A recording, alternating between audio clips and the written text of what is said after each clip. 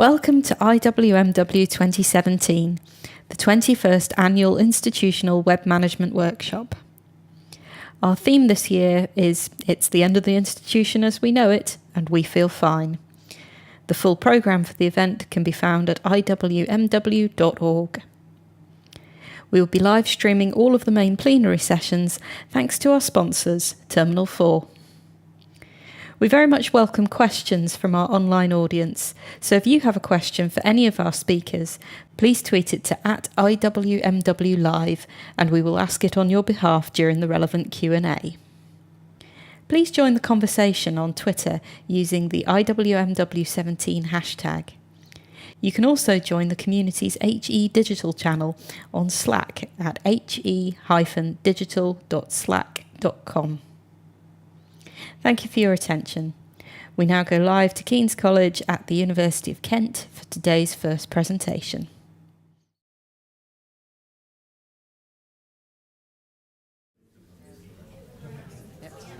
Morning, everyone.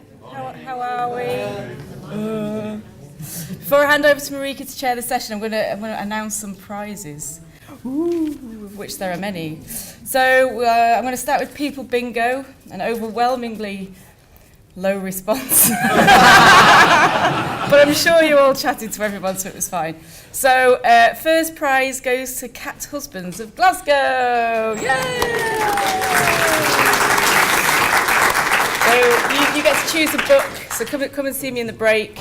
Mike McConnell also gets a special mention for filling all of his card in, but you win nothing. And you cheated, so anyway. And also Naomi Bain, I can't read my own writing. Naomi Ban, yeah, you also win a prize.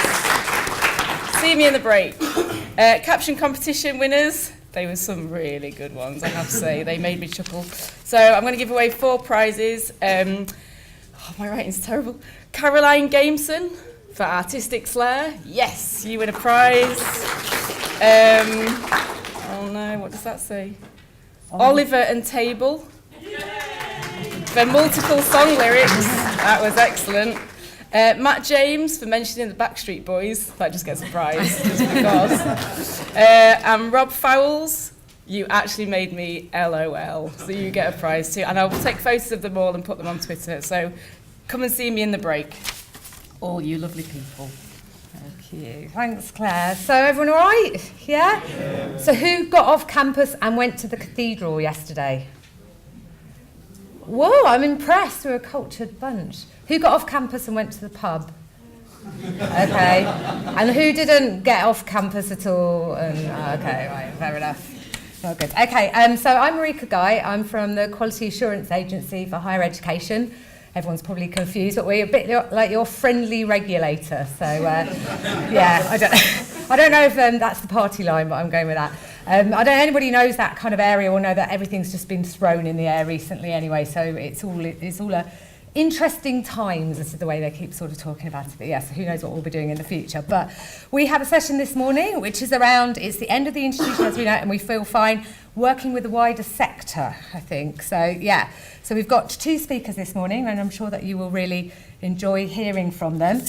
Paul and Piero. Now I did a little bit of research, and I say a little bit of research, 2 minutes on Google, and I've known these guys for a long time. I was trying to work out how long I've known them, and actually I've got down here, Piero came in 2005, does that sound right? That sounds right, yeah. Okay, and Paul came in 2007, so I know, so Piero wins the prize, but I was like, that is very, very scary. So they've been very involved in this community for a very long time.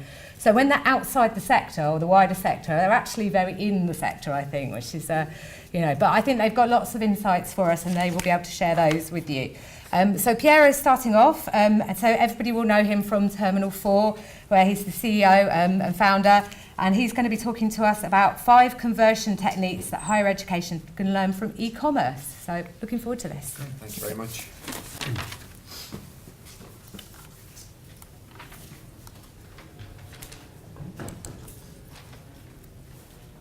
Sorry, bear with me for a second. Actually, no. Oh, it's not saved down. pardon? Was it saved down? I thought you were going to bring yours. Okay, that's okay. No, Sorry. sorry, 1 second.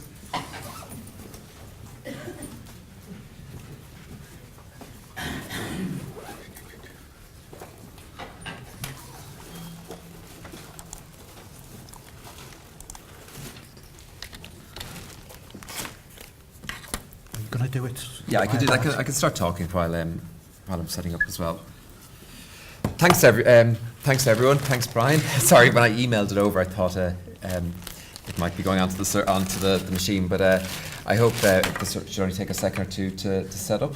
Yeah, thanks again for inviting me along this year. I think, as I said, I've been here since about 2005, which is, it's actually, when you put that into context, was it 11 years?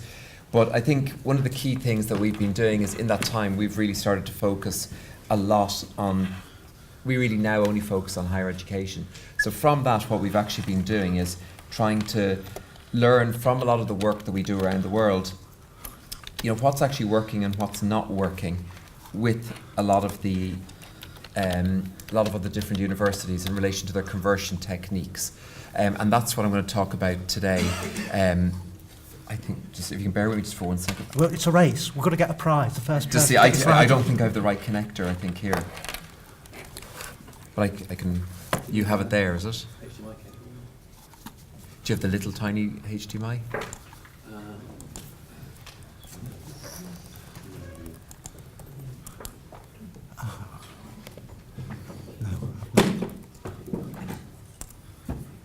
It's the one, the little tiny square thing, if that makes sense. Display board. Yeah,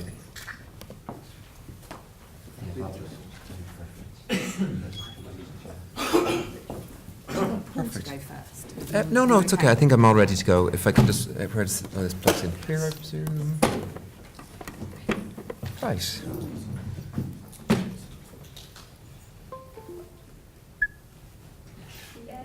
Perfect.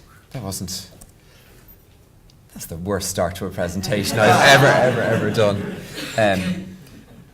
So as I said, Sorry, that was designed for Paul to see if he could take it to press. well, I felt really nervous as well, because I've seen a little bit of Paul's slide deck, and it's like so amazing. Like, this just makes it look like, say that. it makes it look like I got like the black and white template from PowerPoint in comparison.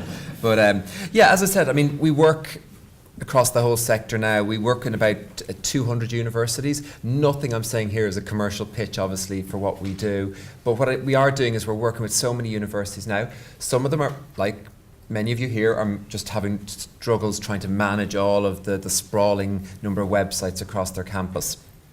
Others, though, are starting to push boundaries once they get that in place and actually do things like increase conversion rates, recruitment. In the US, alumni fundraising is a massive activity. So really, from this presentation here, what I'm trying to do is, last year I talked about sort of personalization and content targeting techniques that are available to people to try and use. And I suppose a year has gone by, and we actually now have a bit of data as to, well, what techniques are actually starting to work and what ones aren't really working. So I'm going to focus on 3 techniques that I suppose we have data on to show what actually is working. And then I've got 2 techniques for, I suppose, the future that we'd be interested in sort of getting some feedback from yourselves as you start to use them. The 2 little plugs before we jump into the presentation is we have what I think is the best blog in the world. No, we just focus on higher ed digital marketing. A key point, though, is if you're doing good stuff, please let us know. And we're always interested in showing off lots of people's work around the world. So even, you don't have to be a client or anything. You can just let us know. We're always happy to profile you. And what can be great is that you can then show it to your boss and go, oh my God, we're being covered in an international blog. And then they get the bronze statue for you, and you're all famous on campus. The second one is just our web survey. So a lot of the stuff we do, we get out of we do an annual survey. It's our 4th year running. There's vouchers and stuff, prizes. You'll be in the draw if you do the survey. It's very short, but it's really trying to get an insight into web teams and the challenges that you have. Anyway, that's my little plug. So really today, what I'm going to do is really look at some techniques that are used, have originated in e-commerce, but then trying to apply them to higher ed. And I think one of the challenges can be is that selling books online or selling widgets is not the same as engaging with potential students and other audiences in a higher education environment. And I suppose it's trying to see what actually works really well. So I suppose, as I said, we've built up really good data now. What I'll say is the data and the percentage improvements that I'm showing, I don't have, if there's statisticians here in the audience, you'll be throwing books and empty bottles at me. We don't have a huge range of massive amount of data to have sort of statistically significant results. But I hope, at least from today, it will give you an indication of what other universities are achieving using some of these techniques. I'll talk a tiny bit about the prerequisites and then the 5 different techniques. I suppose really this whole area is called conversion rate optimization. And for many of you here in the room, and we see this across many universities, often student recruitment and student marketing can be completely separate to the web team. And I'm sure many of you are in universities where that's the case. In other places, it's a lot more joined up. Pros and cons, I think, of both approaches. But I think what's key about this is that using this sort of data and measuring the success of how your website's performing from a conversion and recruitment point of view, even if you're not working in recruitment, it's a really good, I suppose, or way of communicating the value you're providing and actually making budget cases. So what we have actually seen is that if you can track the improvements you're making and even put a monetary value on those, you can then make a much stronger budget case for your wider projects. And this is something that I've been saying for about 2 years, and we've seen some really good examples of it. The University of British Columbia in Canada, they actually worked with the finance team I mentioned last year, and they got a value for every new student that is accepted, and then they worked it backwards up the funnel to say every lead is worth this amount. So I would say that's really important. The other thing is if you're benefiting another team's goals, and you're helping them, say they have student recruitment goals, there might be opportunities to get them to contribute. I'll say might, depends how nice they are, to get them to contribute towards your projects. So you could say, well, hang on, if we spend this amount, we think we can increase conversion by this amount, and that's going to help your goals, and so on. And then I suppose really it's important that when you're communicating you working towards these goals, this sort of language really works well as it goes through the upper layers of your organization. If it's all linked into your strategic plan. So it's not like, well, we need a budget to do this project. It's, well, we're actually going to fulfill these goals that are part of the strategic plan and contribute towards those, and that's why it's important. So really what I would say is, the final one is really, it then also helps you determine what's worth spending time on. But a lot of this, it does presume that you've got your general web structure in a good place. You've got good content strategy, you've got good team, and so on. Like, you don't want to be jumping into this stuff if, you're still having trouble with sort of content quality and basic things. So what I would really say is, when you're designing your goals, really know your organizational goals, the numerical goals, that is, because sometimes when you pick up the strategic plans in university, they all look a little bit similar. So actually get down to the numbers and see, well, how can I help those numbers? Because you have a much better chance in raising budget if you can link it into those. Then have team goals that link into your organizational goals, and then also get to know the recruitment funnel. If you're not familiar with that, if recruitment is done elsewhere, by getting to know your recruitment funnel, then you can see exactly where you can contribute in it. Is there anyone here who hasn't heard or isn't familiar with the recruitment funnel? Okay. So it's really only just one person, but it's basically, your funnel, like you have your number of leads, then it goes down to qualified leads, and then you have people who are really very interested, and maybe then for say postgraduate, people who apply, and then people who are accepted. So the funnel goes down that way. What your aim is to try and improve conversion from each level. So then ultimately, it's not just about having more at the top, but if you can convert more along the way, you have a higher number of applicants right at the end. And I think that's absolutely key.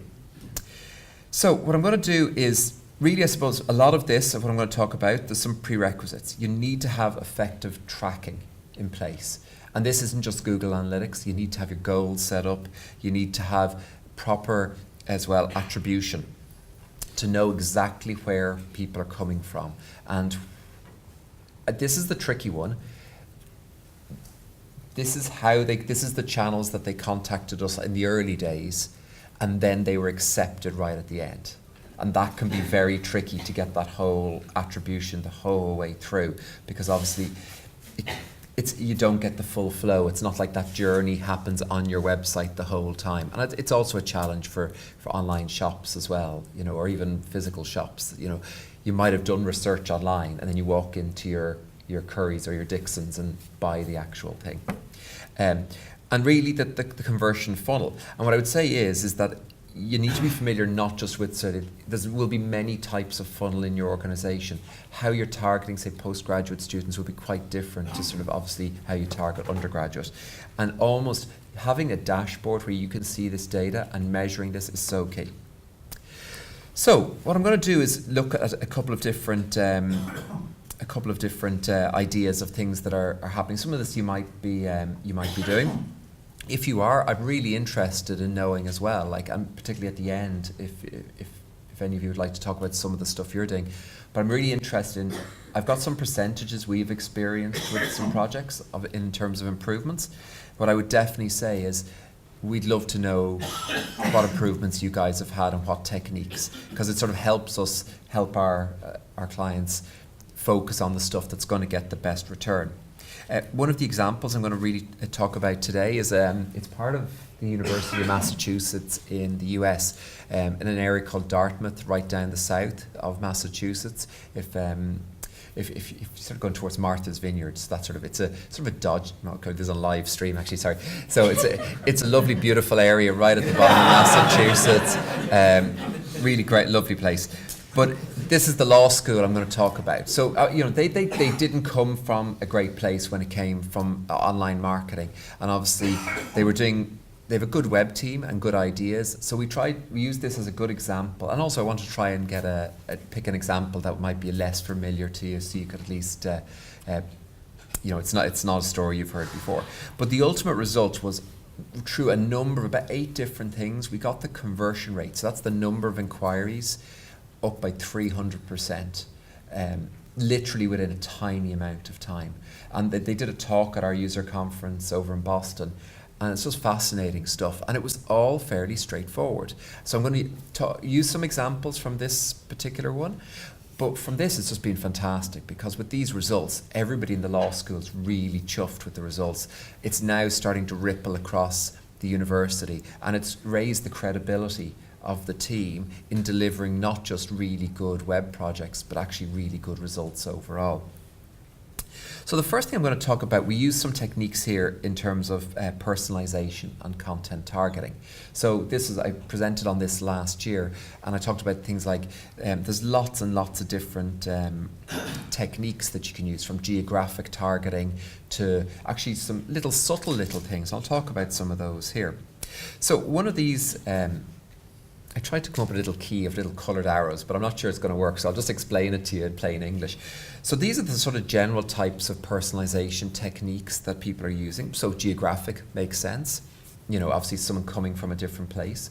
Behavioural and course search. This one is primarily using the course. Behavioural personalisation generally is looking at certain activities that people are doing on the website. For example, if somebody's looking for scholarships, or for, you could sort of say, actually, in the US, there's a financial calculator that every university has to have to properly estimate the cost of going to the university. So what you're doing is you're using activities on the website to personalize the content. Clickstream is just like what they're clicking on. Email marketing is where you embed some links in your email marketing that they could only have got that link by getting a certain type of email from you, maybe an alumni email, something like that. People visiting from other organizations, and then also retargeting, which you may be familiar with, those ads that follow you around and stuff like that. So what I would say is I've put little orange arrows for things. What we're finding here is that the geographic and the people visiting from other organisations can actually have a really good uplift, but not in all cases. What we're finding is, so I suppose originally people were like, oh, well, we're a university in Manchester. If somebody's coming from, Bristol or London, let's, I don't know, change the look a bit. I'll let you guys figure out how you change it to make someone from London feel more at home. But anyway, but the point is that we're not finding that actually having a huge impact. Where we are, obviously, is the obvious one, is foreign student recruitment. You want a different story, like medical schools where you have people coming from, say, places like the Philippines, the Middle East and America. They have very different needs and they have very different requirements. The other one that we're actually finding out surprisingly good, having really good impact, is people from other organisations. And this is primarily in cases where you do continuing professional development programs. So one of the examples here was part of the University of Dartmouth Law School. At certain times in the year, they do continuing professional development short courses. What they do is they put in some personalisation that spots from the name of the organisation that they're coming from whether they're potentially a law firm.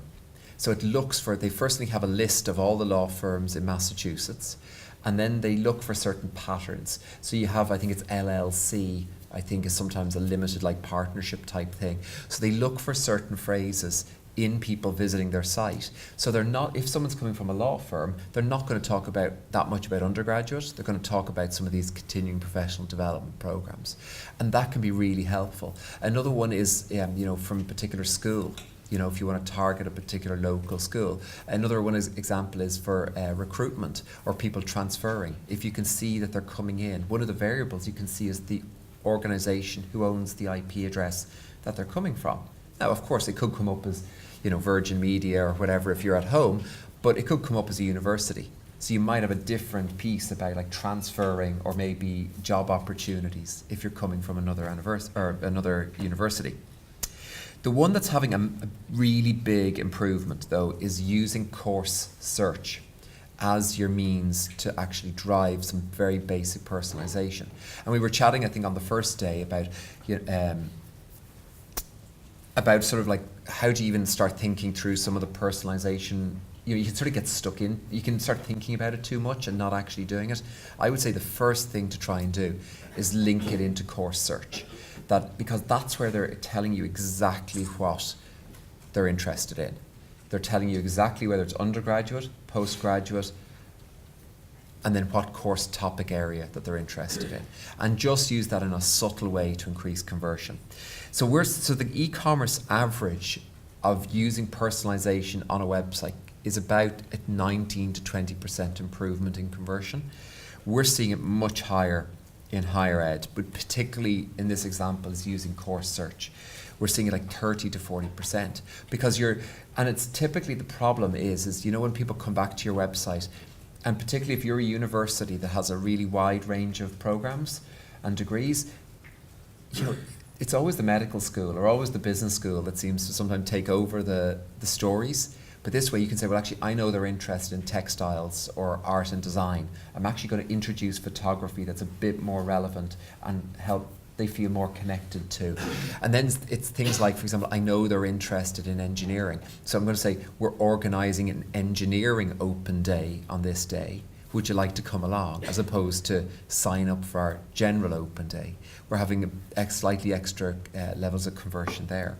We are seeing, though, some people getting really high. Like we've had some examples of much higher levels of conversion, but that's often where like finding courses can be just a complete disaster anyway. So probably they're benefiting from having a good course search solution and then the personalization. So I would say it all comes down to this type of box. And literally, it's like looking, I always describe it as being, it's like looking over someone's shoulder and them telling you what they're interested in. And then you can just, it's like any conversation, you listen and then you feed it back and they feel more engaged. The next one then I would say is call to action optimization. So this is like the buttons or whatever you want to call them, where people are actually clicking on to try and actually increase conversion. So you want an inquiry, have a prospectus delivered to you or something like that.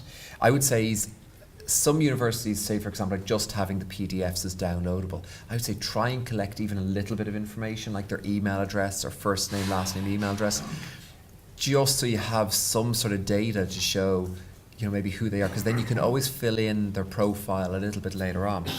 So there's some great books on this topic, on A/B testing on Amazon. I think it's Let's Test That is a good example. Sort of like has a red or orange and green cover. I can tweet it afterwards. A really good book I'd recommend on it.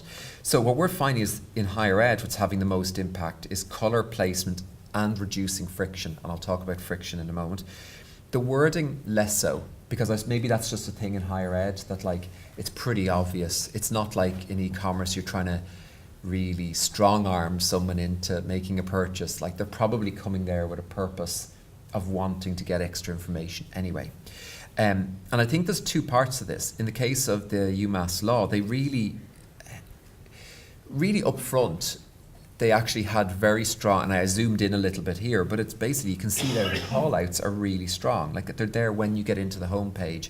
It's like, I want to apply, organize a visit or request information. I think sometimes these just get hidden a little bit, but sometimes it actually improves the user journey if they're available right up there and makes it in one click that they can sort of, you know, at least tell you what they're interested in, and then you can then use that information. So in UMass, so basically when you read those books on Amazon, right, which I would recommend reading, but basically some of the conclusions are there's some very particular colours, as you can guess what they might be on this particular slide, as to what buttons colours really work. And it's sort of a light blue, an orange and a green. I think where in universities it tends to not work out so well is that everybody tries to get everything to be on brand. And I think the problem is then your call-out buttons tend to be in line with your branding, which means that they tend to actually get lost. So there's a number of, say, universities where like they have a blue colour logo and all the call-out buttons are blue, are dark blue. What you'll find is by changing those colours, you'll get much better conversion rates because they stand out. And that's in the UMass Law project. They literally went with best practice. Like the guy who wrote the Let's Test That book, you know, he said like, you know, he was involved in I think it was the Obama A/B testing stuff around the initial campaigns, and he says, look, we know scientifically these colours connect quicker with people and they're likely to press it. This is an area where you can actually get, like in e-commerce, it's 21 to 40% improvement. But I think it was SAP, the software company, I think by changing their call-out buttons on one particular campaign, they got an improvement, I think it was like 40 to 50% by changing their call-out buttons to orange, so they would stand out more. What we're finding though is that it actually seems to be lower in higher ed. It does seem to be better, but I think though maybe the rationale, and be interested in people's views, is maybe people are coming there and see it as a friendly channel to engage with, where like if you know that as soon as like you fill out some forms online, like a sales, not from TerminalFOUR ever, we'd never do that, but someone will call you like straight away, you know, and it's almost like then, and they'll follow you around and stuff like that. So I think maybe, I don't know, maybe it is just that they feel that it's an easier, they don't feel threatened as much, so they're happier to sort of find the button. What we do find is a problem is that people aren't placing their call-out buttons in the right place. I would definitely say that sort of location is quite good, but I would also say on longer course pages, do have them at the bottom as well. So as people scroll down, there's places along the way. But often we see that those call-out buttons are right at the bottom, and that's just, you're wasting an opportunity for them to to talk to you there. Do you have any info on stickiness? You know, if you have the buttons travelling with the... No, I don't actually. No, I don't think I've seen that much. Are you guys doing that? Yeah, I'd be really interested to know if you have any data on that. But yeah, no, I'd be interested on that as well. I think some of it though can be multi-device stuff as well. You know, it's how does it work and the call-outs work when you're on a phone. Do they end up getting sort of like really shoved down the bottom as well? So I don't, but I'd be interested in. Yeah, I'd be really curious. We can maybe compare against somebody else. You know, we are seeing them people who, now this is typically where people are in a really bad place, like have had like really crappy call-outs hidden away, you know, that's where they can get improvements. The third one, and this will be the last of the ones where we have good data on, has to be around form optimization. This is the standard type of form that comes from like tribal sits. And I think this is a challenge not just of Tribal, or it's every CRM solution that's out there, whether it's Hobson's, Microsoft Dynamics. What ends up happening is that the standard forms that they develop, and you've probably all seen it, they expect like pretty much a life story. You know, what was your first pet? What was your favourite rock band when you were 17? Well, I suppose they would be 17. So, you know, and it's just ridiculous. Like, so what ends up happening though is that it's sort of like when you guys talk to the people who are typically running a CRM project, they go, oh, that's just a standard form. But there are ways to actually really narrow down the form fields. And this is potentially using those CRM's APIs. So Sunderland have done some really good work on top of Hobson's CRM, where they actually are just collecting the data in increments instead of the whole big form. And that's something that has a big benefit. So if you there's a direct correlation between reducing the number of fields and the completion rate of your form. So you could reduce it down, and what you can always do is follow up and collect other data later on. You know, just collect the basics, and then really narrow it down. Say, well, what are the essential things that you need? And, you know, really narrow it down to like just a tiny form that's so easy to complete. So there's a couple of different things that you can do here. One is number of fields has a massive impact. I mean, we all know it from trying to fill out car insurance quotes and all this sort of stuff. You know, just the less information, the better. The second one is asking for information they don't have to hand. There was a small college in Ireland. I was looking at one of their forms, nobody here, so everyone's off the hook. But they were looking for the person's, to apply, they were looking for the person's social security number, just to inquire. It's like, you don't need that until like they've actually been accepted. You know? And I know the person who worked in that college, and there was a whole argument internally as to why this was necessary or not. So avoid those. I would also say this is one, like multi-device testing is key. Making sure your forms work on different devices, different screen sizes, and they're easy to fill in. There are tools like Formissimo, some of you might have heard of, are easy to plug in. It's a bit of JavaScript, you put it on your form pages, and it will tell you, hang on a second, people with Android are not completing your form as much as people on other. And that can be a good example of maybe some validation rule or something is going weird on that form. Simplifying validation rules. There's also a correlation of around improvements in, I would say, in-field validation as opposed to server validation. If you could tell the person as they're filling it in that maybe their email address isn't valid, rather than them submitting it and it going off and stuff, there's those are improvements. And there's also now quite a few people talking about improvements, and now we haven't collected data on this, but there's certainly, if you Google it, we're seeing improvements when you have small lists of data. Instead of going with drop-down lists, go with radio buttons. I'm not sure why. Well, it's probably more visible, but I think for long lists of like degrees, that could be trickier. But anyway, it's something to consider. There's definitely some people, quite a few people talking online about that. So I'd say in e-commerce, I don't have data on the improvements, but there are a lot of good blogs around this. Formissimo, to be fair, do some good blogs on this whole topic around their product. But definitely in higher ed, I think the problem is the use cases in outside higher ed are a bit too varied to look at data. What I would also say in higher ed though, if you, like even the simple one of removing fields or having a simple way. So we have a form builder product in our new version of our product. What we're setting up for some people is that they collect maybe 5 bits of data that populates the mandatory fields in the CRM, and then we come back and collect the other data over time. But you know, like we've had some people with terrible forms, you know, like the generic Hobson's forms, you can get massive improvements. So what I would definitely say is the challenge of these standard forms in like CRMs is just a massive challenge, and often there's pushback from the people who own those systems of, oh no, we can't change that. You know, we can't link into that. So, but actually often you can. It's often a bit of, it's not just a technical conversation, it's mostly sort of like people not wanting to bother, you know. Anyway, that's a shame. But So the next two things I'm really going to quickly finish off on are two areas that we're starting to see some interest in. I don't have data, but maybe next year it's something I can loop back on. And the first one is using things like chat on the site. And the solutions like, well, obviously there's lots of solutions in this area. Obviously the big international one is Intercom, who are wonderful. Actually, a guy who used to work with us now is one of the founders of there. So he's doing very well for himself. But there's another one that's used quite a bit in higher ed is Pubble.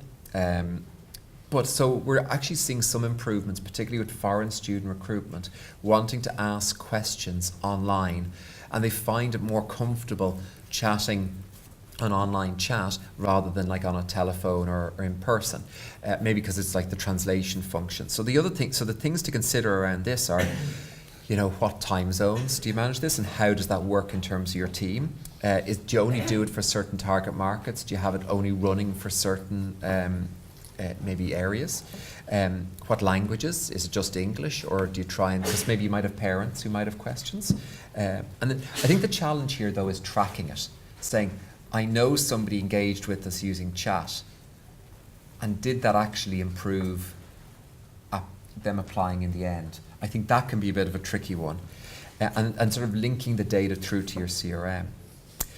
So what I would say is, really interested if you're doing stuff on this and you have any data, please do share it with us. The fifth one, what I would say is predictive data analysis. This is a huge thing in the US, and this is, but I haven't seen it outside the US. In the US, they typically, for even undergraduate level, they buy leads. They say, I'm going to spend like $1 million, which would be typical enough, and buy leads of students who are coming into the undergraduate cycle. But the same thing happens in postgraduate and so on. There's actually been really good success stories of where they can get data on the of what they would call successful students and the right fit for their university. They put it through a predictive analytics engine and look at the leads and the data that comes with those leads, and actually they're able to better pick the leads that are going to be have a higher conversion rate. We were talking about this last night in the bar, and it's such a fascinating area, because here it's hard to imagine like this data all being used because of the really high levels of data protection, but they're actually saving a lot of money by spending $1 million on leads, but getting ones that are more likely to be successful. So we're trying to figure out sort of ways of using this sort of model in the UK, but it's something I'd like to I think it's worth looking at what they're doing in the US. I think there's a lot that can be got from it. And really the whole aim is that you end up recruiting people, but they end up staying the course, and they end up being successful themselves as well. I think there's definitely a lot of things that you can do with this, like comparing leads, or if you get a lot more leads in, which ones do you spend the time on really, you know, to nurture and, you know, give them a personal guided tour around on an open day, as opposed to, you know, a minibus packed with like 100 people, and so on.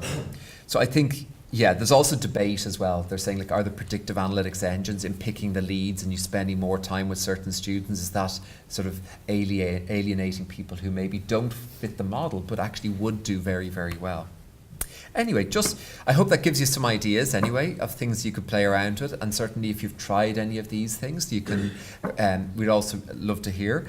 But I think really my main point out of this today is not just some ideas and experiences that we've had. I think it's using this stuff, so going back to the first slide, of using and becoming a data-orientated team and being able to show the work that you're doing is having a monetary impact on the university.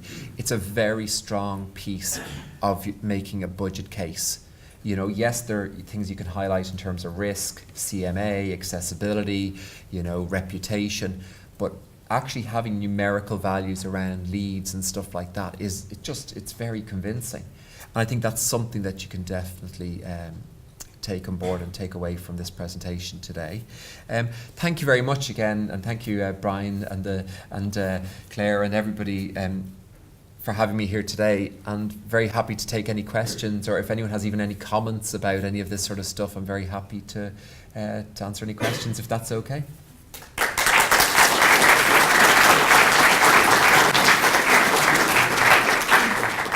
Thank you, Piero. I think that was really interesting, and predictive analytics is not going to go away, so it seems That's to me true. very timely. And I don't know if people have seen the UCAS data today as well, which has been out about falling applications for universities. So this is something we really need to be on top of. So do we have any questions? Or comments, or... Oh, there are a few over on the left.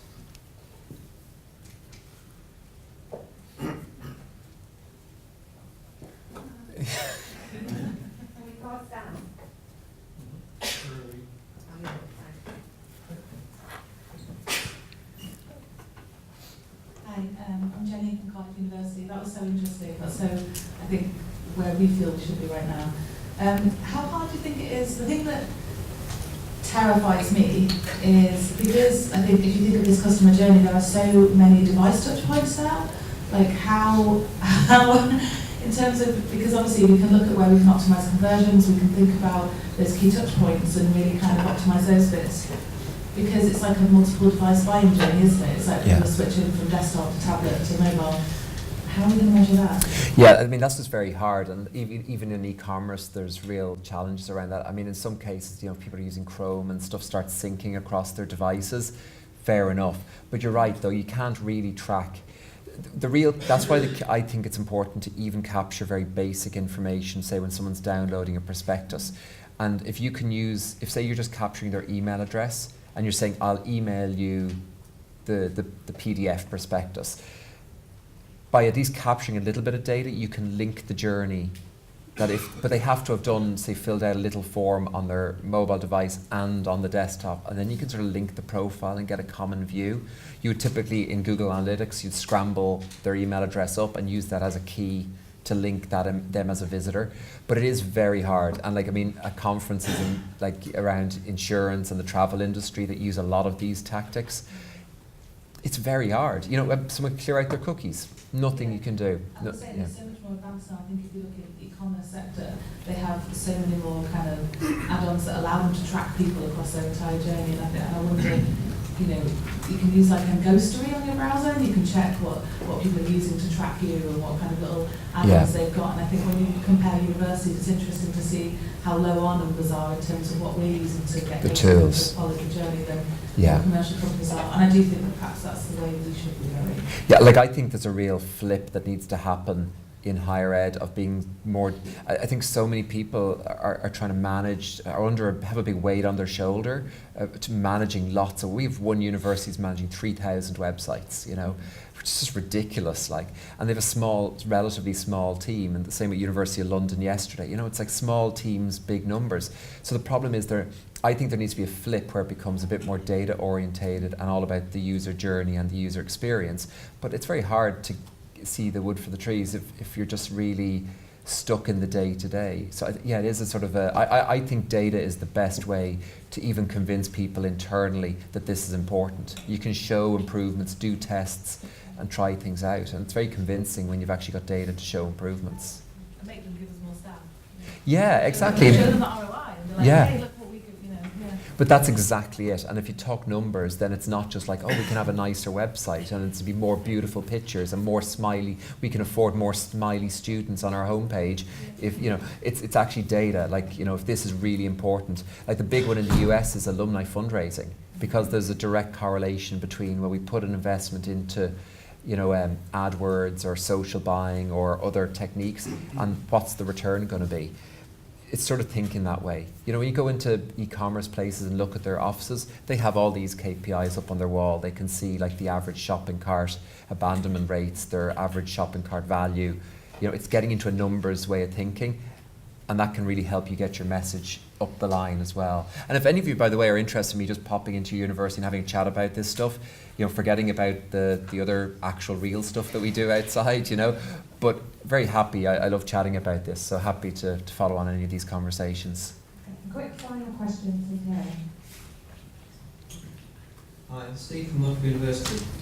I just wondered whether you know of any success stories or good examples of live chat or AI with any of the universities, either in the UK or US.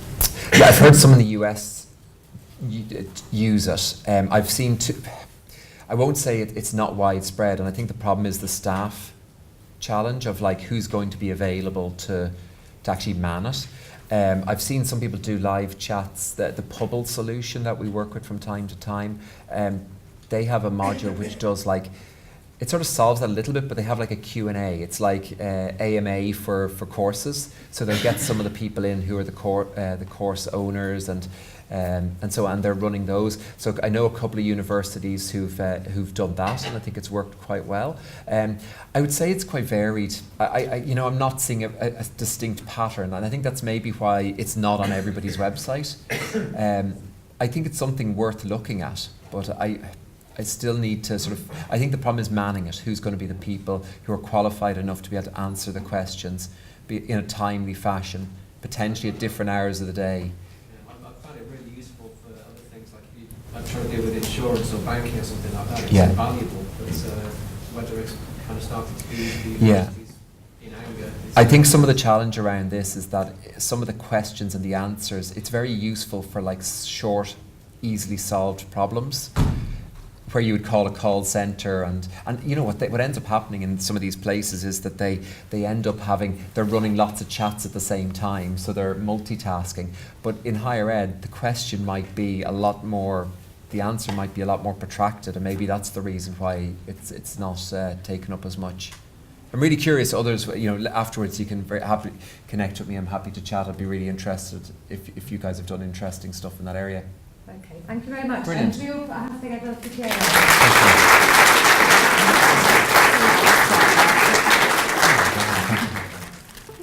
Next we have Paul Boag. I'm sure many of you know Paul already from his Headscape days, and he's now a prolific author. I think he's written 5 books. Yeah, something like that. And is here to share his words of wisdom with us. So looking forward to this. Okay. Hello all, nice to see you. I'm glad you managed to make it to the final few sessions of the day, especially after last night. So, this is my subject, how to win over colleagues and make your life easier, which we've already heard quite a lot about, haven't we, if we're honest. We've, heard how important it is to bring our colleagues along with us, to convince them, to get buy-in, etc. But as I started preparing this presentation, actually thinking it through a little bit more, I actually discovered that I should rename the presentation entirely. And I should rename it What I've Learned from Watching You Guys Succeed. Because you've done some incredible things, and you've achieved so much over the time that I've come to this conference. So we established, apparently I've been here since 2007. So, I've seen the whole sector evolve, and I've seen you do some incredible stuff. And you've been an enormous inspiration to me as a community.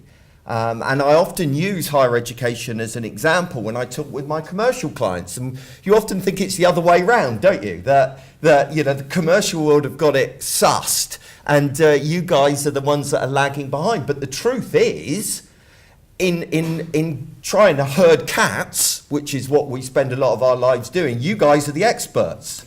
And that other large organisations I work with really struggle in this kind of area. So I really believe that the tide is turning in higher education, that it's an exciting time, that people are beginning to take digital much more seriously. I think the crisis that we're beginning to see in student recruitment is making people take you a lot more seriously. So it's an interesting time. So what have I learned from you guys? Well, just to kind of give you a little bit of context to that, I'm going to do what you must never do, which is talk about yourself in your presentations, because nobody's interested in that. But I kind of need to frame what I'm about to say. So I've worked with over 30 higher education institutions over the years with the work that I've done with Headscape and also as an independent consultant. So I've worked with a lot of you guys, and I've seen a lot of what you've done. I've also written 2 books about success in the digital field and making the case for digital and making the case for a better user experience, which has obviously involved a lot of research and talking to a lot of people, both in higher education and well beyond that. And so all of this has led me to think, why do some digital teams struggle while others seem to succeed? What is it that makes the two different? So what I want to share with you in this presentation is 10 things that I've seen some of your teams do that have made you successful. And I've actually condensed all of that kind of knowledge of convincing people and winning people over into a set of 52 playing cards, which we were playing cards last night, and I said my presentation was going to revolve around cards, and sure enough it is.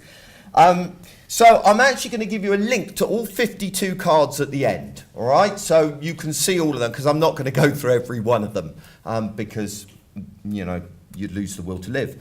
But I'm going to give you kind of the top 10 all kind of grouped together.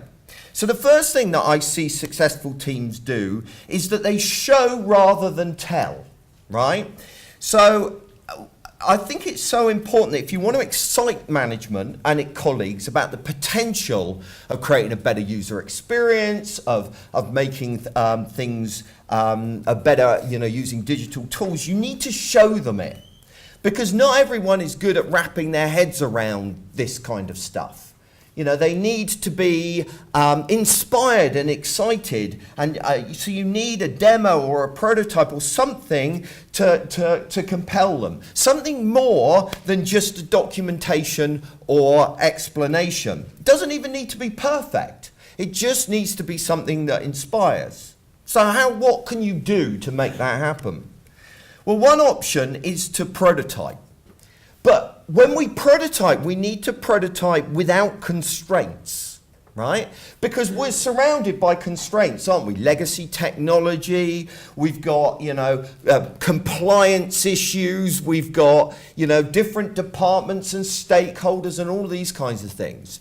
So it means oftentimes when we create a prototype, we're compromising out of the gate, right? So we never get to show the best of what could be. So we're never going to excite people in that kind of situation. So instead, we should be prototyping free from constraints. We need to set aside legacies and dependencies, because a prototype is an experiment, right? And you can sell it as that. Oh, this is just disposable. This is just to try out some new ideas. You know, and it's not meant to work in the real world. But what it does when you produce a prototype like that is people look at it and go, wow, we want that. And that flips the conversation on its head from you having to justify every change that you want to make to other people have to justify why we can't have that lovely shiny vision that everybody got excited about. So prototype without constraints when you show rather than tell. Another way of showing is to create lowlights videos, right? So when you do your usability testing, make sure you always record them, okay? And then what you do is you edit together the most sweary moments, right? You know those moments where people get really angry and frustrated? You edit them all together and you show them to senior management, right? Because knowing in abstract, you know, because senior management will say things like, oh, well, you know, okay, it's not perfect, but it's good enough, right? Or it's not worth the investment. But when they actually see the anger and frustration, then they start to take it more seriously. So low-light videos are great. So record your usability sessions, edit down the 2 to 3 minutes of most painful video, and then play that for colleagues and management, circulate it around the organisation. Nothing is more compelling than frustrated users. Another thing you could do to show rather than tell is customer journey mapping. It's a great way of educating colleagues about users and user requirements. And you can do even better by involving stakeholders in the creation of those customer journey maps. But because bringing them in and getting them involved in creating them gets them thinking about user needs. Because most of the time, let's be honest, all of us go through life thinking about our own needs, don't we? Right? Our own challenges, our own frustrations. So break people out of the cycle by getting them to create customer journey maps. And if you Google customer journey map workshop, you'll find an article I've written on the subject of how to run one. Also, ensure that those final customer journey maps don't just end up in a drawer somewhere.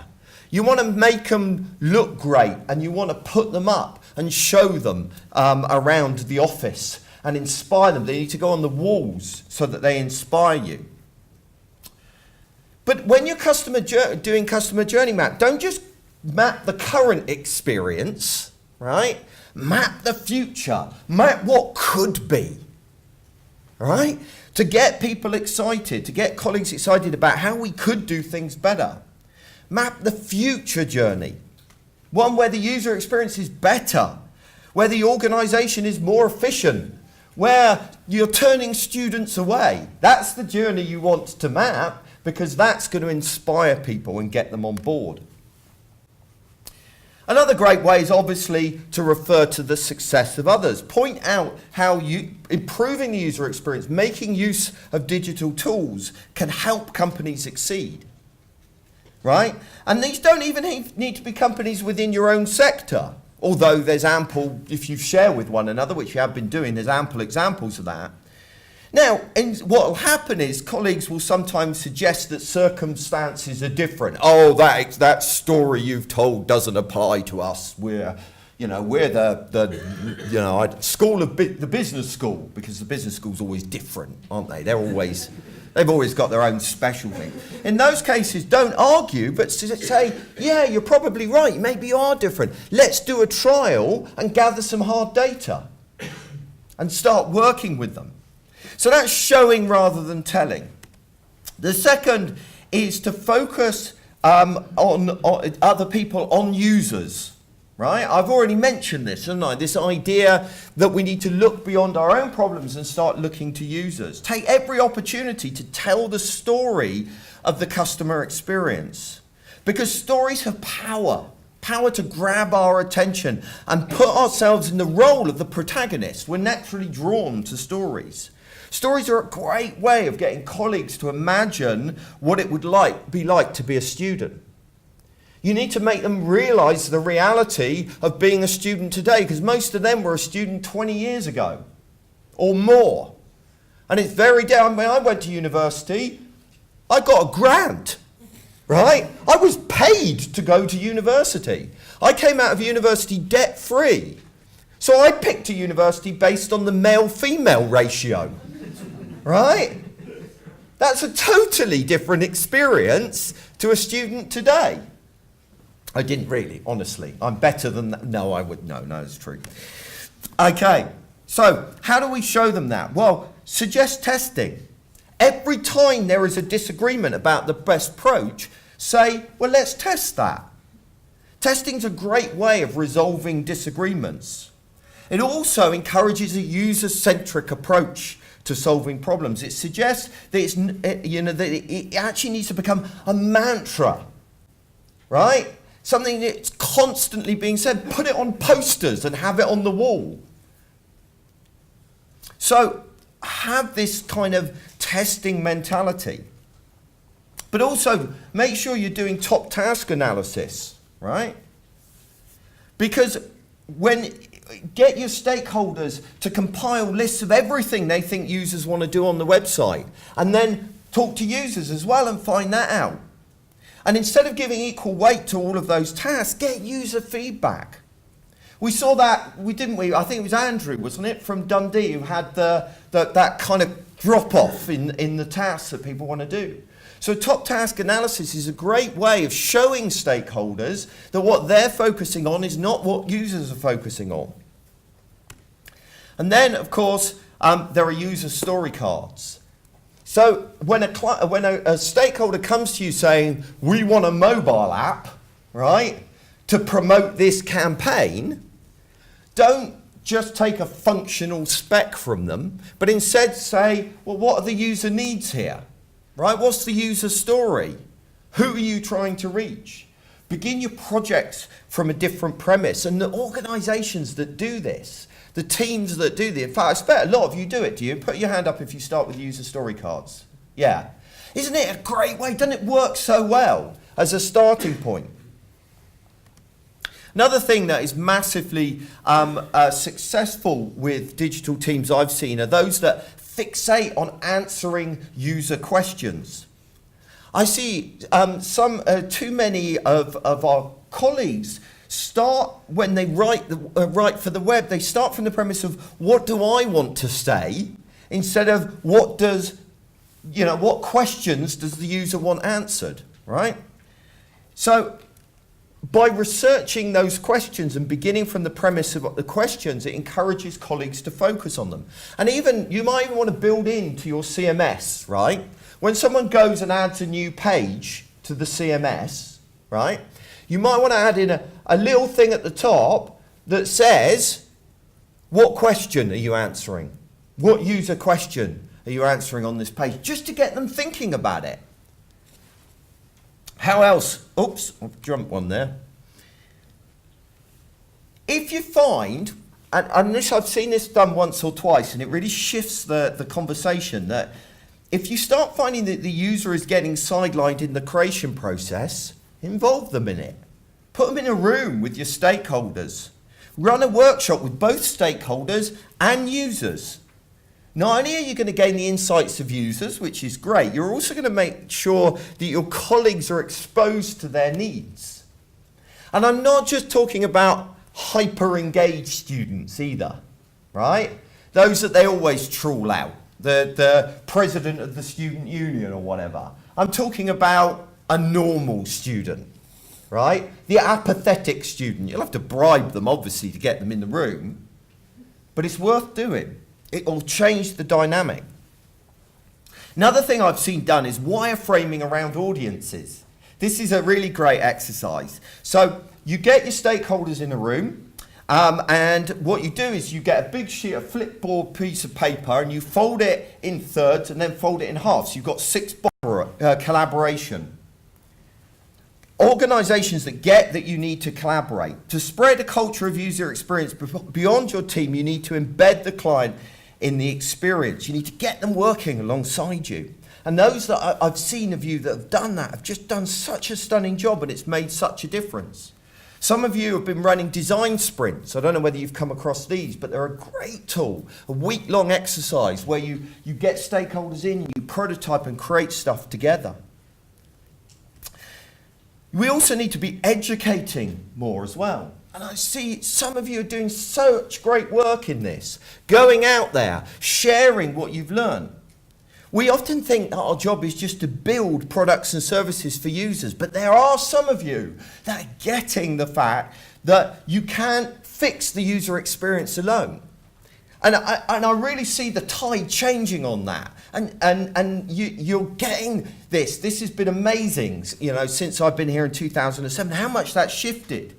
And how you're now out there educating others about best practice. You're out there, rather than just being implementers, you're engaging and spreading best practice. And that's so good to see. And there are lots of ways you can do this. We already heard about running an internal conference and making a big splash to kind of kick off a redesign project. I saw this done at Hull for the first, that was where I first saw it. And it was just stunning. It was a great event to excite people, to make people feel engaged. Then there are things like newsletters. And I know a lot of you are putting out newsletters, drip feeding user best practice, highlighting success stories, sharing expert opinions, showing data. But you can't let them be boring. I'm not making any judgments, but sometimes they are, aren't they? Number 5 on my list is to better understand your colleagues and your stakeholders. There are some people that are investing real time in this and seeing great results, that they're bridging those departmental silos. They're interviewing their colleagues. They're using every opportunity to better understand them. And there are lots of ways you can do this.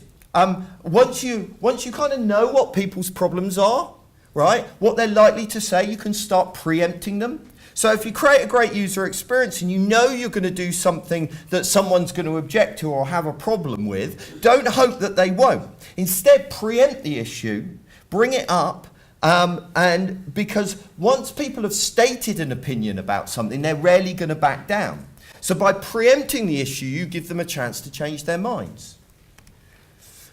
We can also focus on threats as well. This is a good way of compelling people in higher education. A lot of people want to keep the status quo. They want things to continue as they always have. So if you want colleagues to improve the user experience, you need to show them that they're going to need to change in order to do that. But people don't like to change because things appear to be working okay. So the only way to get them to act is to show them that if they don't act, there's going to be a consequence. And that goes back to what we were hearing yesterday about you need a crisis to motivate people. Then maybe you need to make a crisis, show a crisis, point that out. And there are some people that are doing this. This is a really clever trick. When I first saw this, I thought this is genius, real psychology here. Sometimes the best way to get someone who's anti what you're trying to do is to make them the champion for user needs. So your job on this project is just to focus on whether we're meeting user needs. And you think, surely that's crazy if they're the ones that are really anti. But what it does is it makes them start thinking about the user needs. And it makes them feel engaged and important and part of the project. So it's often a good thing to actually make that your detractor's job. To, yeah, okay, you be the champion of the user in this and hold us to account. That always amuses me. But probably most importantly when it comes to working with colleagues, you need to target their selfish gene. And I've seen some brilliant people do this. Andrew said that people don't care about digital, and I absolutely agree, they don't. They don't even care about the student experience, half of them, right? Let's be honest. So don't try and convince management and colleague to care about the user, to care about digital. Instead, focus on the things they already care about and show them how creating a better user experience or using digital tools will help them achieve their goals, right? And benefit them personally. So if they've got a particular target to meet, talk about their target, not about what you need them to talk about.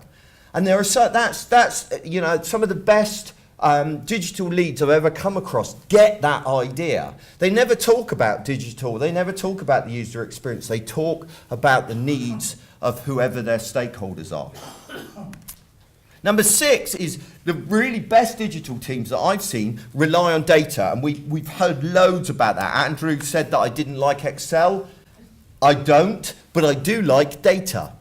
You know, Piero's just talked about the importance of data. Data is such a powerful tool for convincing colleagues and management to change. So make the most of your data. Make sure you're tracking key performance indicators. Include data alongside those stories that I was talking about earlier to create a more compelling case. Because some people are like empathy driven and some people are data driven. So you put those two things together and you basically got everyone sewn up, right? Combining statistical numbers with videos of people struggling gives the complete picture. But all of that's about tracking the right metrics, because people are influenced by the metrics against which they're measured. So if you start tracking how long it takes to, say, complete a task on the site, then this is what people will seek to improve. It's a really weird thing. What you show them is what they want to be able to improve. So by focusing colleagues on the right metrics, you start to shift your thinking. And if you want to be really devious about it, one thing I saw one organisation do is that with each of the schools in the university on the dashboard, they had a dashboard of, you know, the key metrics that the digital team wanted to encourage, right? But they didn't do one dashboard for each school. No, it was a single dashboard so you could see what the other schools were doing. And it created this sense of competition. Oh, how come I'm not doing as well as the so-and-so department? And they'd come back to the digital team and they'd go, we're not doing very well on this, we need to improve it. And the digital team could turn around and say, we'll help you. We'll make sure yours is better than everybody else's. You know, and so they started to play them off against one another, which I just thought was genius. Also, the best digital teams are strategic as well. Often management have written some kind of company strategy, and that document that we just shove in a drawer somewhere is a great thing to use to start encouraging building our strategy around. Show them how the user experience design, how digital can help achieve the goals in that strategy. Okay, but don't stop there. Also focus on what it is you want people to do and where you want them to go, but make sure you break it down into small steps. Because the bigger if you go into your manager and ask for 400,000 or whatever, you're likely to get pushback because you're asking them to make a big commitment. So they're more likely to say no. So instead, just ask for permission to do the next small step, to prototype something, or to trial something, or keep it small. If your small request works, then they're going to be more confident for you to take a larger step next time, and so on. Also, have a plan and not just problems. I see some digital teams that really are positive and those that are moaners. Does that make sense? And management spend their lives listening to staff moan about problems that they're facing, you don't have enough resources or whatever.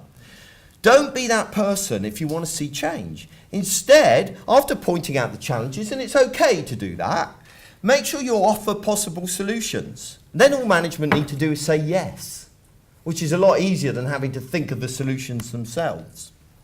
And here's a good tip. I saw one organisation did. One digital team, they started talking about innovation, right? How they were doing innovation. And now management love to support, they love the idea, we're an innovative institution, right? So if you position yourself as an innovation team, then people kind of expect you to break the rules and do things differently, because you can't innovate if you just do what everybody's already done. So it's a great way of challenging the status quo if you talk about being innovators. And then seek out that executive sponsor. Instead of trying to win over your entire leadership team, just look for one person. One person who will appreciate what you can do. Focus on winning them over. Number 8 is to work differently. We might not have the authority to change the entire organisation, but I have seen teams that have changed the way that they work. If we include the user in our working processes, it forces colleagues to consider their needs. So, for example, we might insist that we always do testing. So things like writing policies, we've heard a lot about the importance of that. Creating a set of policies, because policies aren't personal. They're impartial, applied equally to everybody. And that means you can avoid a lot of conflict. Establish a set of design principles to set people's expectations about what you're going to do. Introduce a discovery phase, a chance to focus more on the needs of users. Provides an opportunity to discuss users' needs up front. So there's so many opportunities. And don't forget to celebrate your successes and tell everybody how bloody brilliant you are. You're all too humble. Right? Boast a bit. Be like me. Tell the world how great you are. Because you're doing some great work, but I don't think people realise it because you don't trumpet yourself enough. And the good teams really get that and understand that. Talking of me, make sure you use outside experts wisely, right? People like me are massively overpriced. We're really expensive. So when you do use us, you have to use us very carefully, in the right kind of way. And one of the most valuable things that I think an outside expert can bring is that impartiality and authority, right? We often just say the same, we always say the same thing you say. This whole presentation has just been your ideas, right? But where we bring some value is, for some reason, management will listen to us, probably because we're paid a lot more money than you are. Right? That's the horrible truth of it, okay? So make sure you pick your moments to use us to reinforce what you're already doing. And you know what? You don't even need to pay us for that. You can actually quote us, quote outside experts, quote statistics you've seen elsewhere, quote Jacob Nielsen, quote, Richard Branson, whoever. because you end up becoming an authority by association, right? When I started doing the podcast, one of the unforeseen consequences of doing my podcast is I was interviewing these really clever people. And then people started to think I was clever because I was talking to clever people, which was a bit naive, but that's the way people think. And then finally, right, the best digital teams know to adjust their own attitude. In our desperation to create a great experience, we can often appear to be a roadblock to other people's ideas. So try and avoid being critical, remain positive, but ask lots of questions. Questions that encourage colleagues to identify the flaws in their own ideas, but do so in a gentle way. While you're adjusting your attitude, stop asking for permission all the time. Just get on with your job. Do what Grace Hopper said, and it's easier to ask for forgiveness than permission, right? And never give up. Never give up. Don't expect to win over colleagues or managements on your first attempts. The best digital teams are the ones that grind away, week in and week out, determined to change people, to change attitudes. Be persistent. But don't just moan. Don't just repeat their same old gripes. But instead, always look to engage and convince people. So there you go, that's my list. Hopefully that's what I've learnt from you guys. What I've done is I've put all of that together at that website address.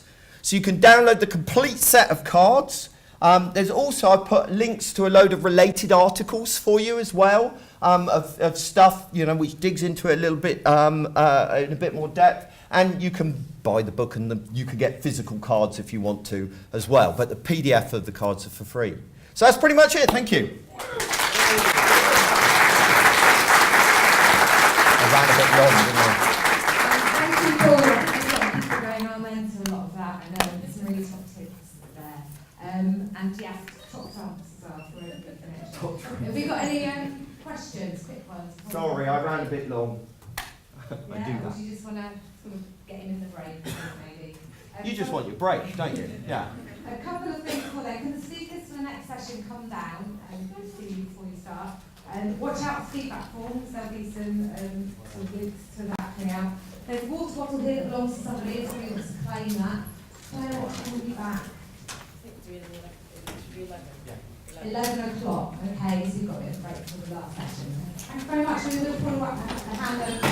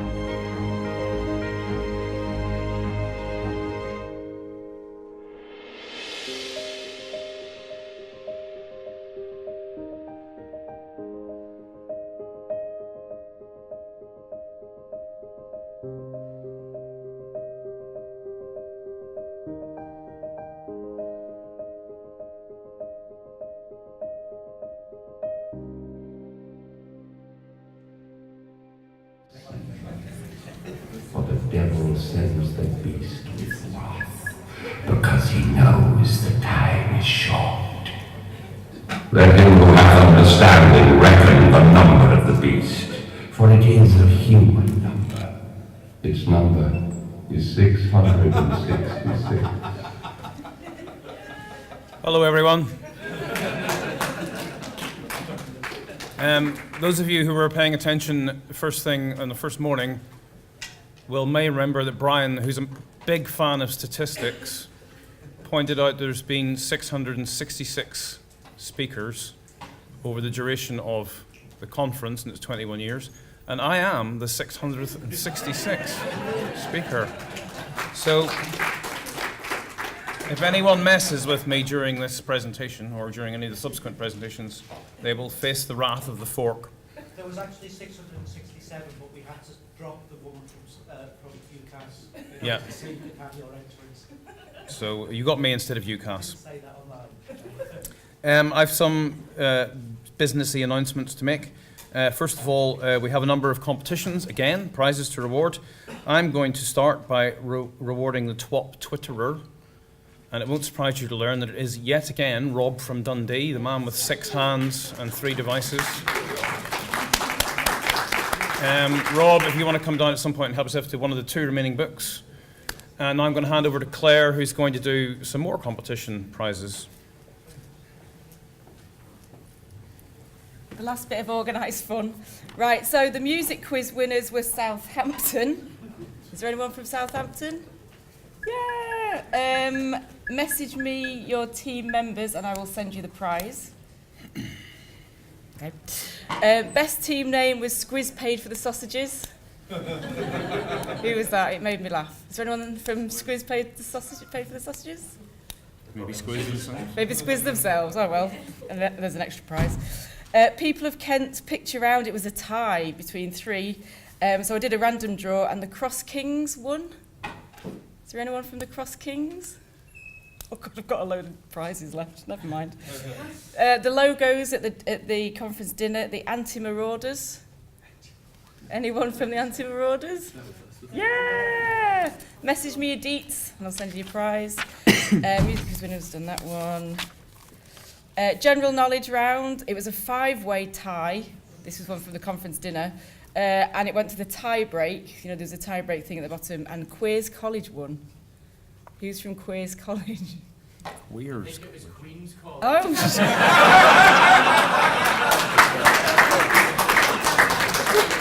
They were drinking in the K bar. The K bar. Right, so of Dundee and St Andrews, because when Dundee was part of St Andrews, we were Queen's College. Oh, I see. Two of us were sat together. Going to go now. I'll send you your prize. Right, the last business announcement is please fill in your evaluation forms. This conference is based on your user feedback, and we do a lot of reflection on the comments that we get. We're obviously happy to get compliments about how wonderful it's been, but also any sort of points of friction. So please fill in the forms. If you're not filling in a paper form, there will be one available online. The URL will be plastered over all the usual media. So without further ado, on to the next session. We have three excellent speakers. They're going to be talking about the other people.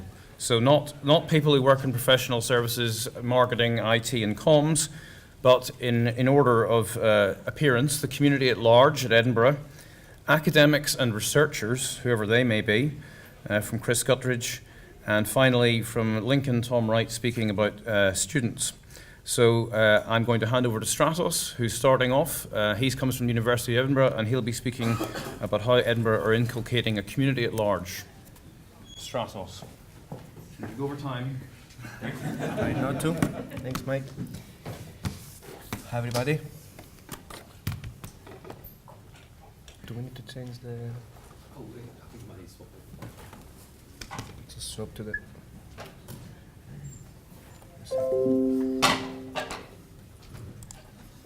There we go. Hi, thanks everybody. So the last few sessions, thanks for staying on. And I'm going to take you on a journey through how we're trying to make most of the opportunities after introducing a new website, which is based on an open source platform, Drupal. This happened a few years ago. And what steps we have taken and still taking, obviously, to help support and empower the institution community. I'm Stratos, part of the information services, you can see up there. So come from a central place and try to engage with the rest of the community as much as we can. So first, a familiar site for everybody. We all know of that. Everybody has lots of websites. So quick show of hands. How many people actually know how many websites are there in your university? 1, 2, okay, good. I expected fewer. Probably you don't, but still, it's a good try. We are running a web-based state audit as we speak, and we're hitting some nice big numbers. So the good thing, the interesting is that obviously they are all somehow different with each other. We have a central site, but all of the other sites are quite different with each other, as we have discussed earlier in this conference. And as universities by nature are devolved. It's college, it's school, it's business unit can pick whatever they want, whatever they like to deliver their own digital presence. And that's part of the culture. And obviously not having a clearly established standards about what needs to be done about that. So a few years ago, we delivered a new central university website, migrated the old one to the new one, big effort. And it is based on an open source platform, Drupal 7 specifically. Last migration took place last summer, July I think, or June, which was... Okay, thanks, Lauren. With the homepage, it was a ground up, we have provided more support from standalone instances, Drupal distributions, as you might be aware, it has been discussed later by Oxford, for example. And that was just the beginning, because at that point, our minds and our souls were dedicated to migrate all of the content and the people in terms of training to the new system. Apart from just trying to establish what was this new weird open source world we were coming in, we identified that there was a lot of opportunities, a lot of new stuff. We didn't really imagine that would be there. And a lot of doors have opened, and we were actively moving from a very closed environment to an open source environment. A lot of people started coming to us saying, well, you're using Drupal. That's good. We're using Drupal. How can we use your Drupal installation? It was like, okay, yeah, you probably can't, but let's figure out how and how we can do that. And this works both ways, because internally in the university organization, you have a lot of people asking those questions, a lot of people willing to actually do that, and our team willing to share that knowledge. But externally as well, there's a big worldwide community for Drupal, for open source communities, that you can take advantage from that knowledge. So having tried to establish how this could work, what could be the benefit, how we could take the best out of it. And at the same time, it presents an opportunity of providing flexibility. So not only having the central website as the one that could deliver the content, but with the distribution, everything else is to try to leverage the front and the backend outputs and experiences to specific business units, all under the same standards. And a lot of knowledge sharing with a lot of people started in the university. And obviously, as all kind of these open doors, you never know what will be in the other end. So we started that journey with having lots of ideas. And that came naturally. It wasn't like it was a natural process that came over a bit of time.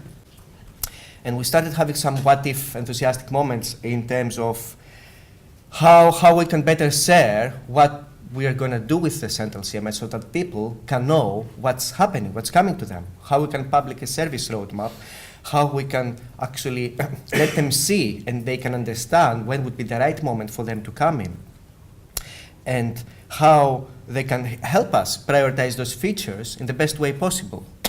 So we have established the web service roadmap, which is an open document for the universities, using an online service called Stories on Board to create this visual digital representation. And it's actually natural. It's like the fourth or fifth iteration of the actual service map, which started when we first started migrating.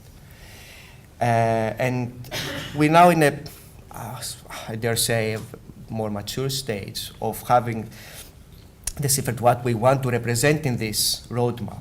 It's categorized in different areas. No, I'm sure you can't see the wordings there, but there are columns for user group management, create, edit, save, structured content. So categorizing the different areas of the functionality. And we use epic stories. We don't use the lower level user story format for this roadmap. It's more of a group, a category of we need to build a news content type, or we need to enhance our staff profiles rather than actually digging into the detail. The detail comes later.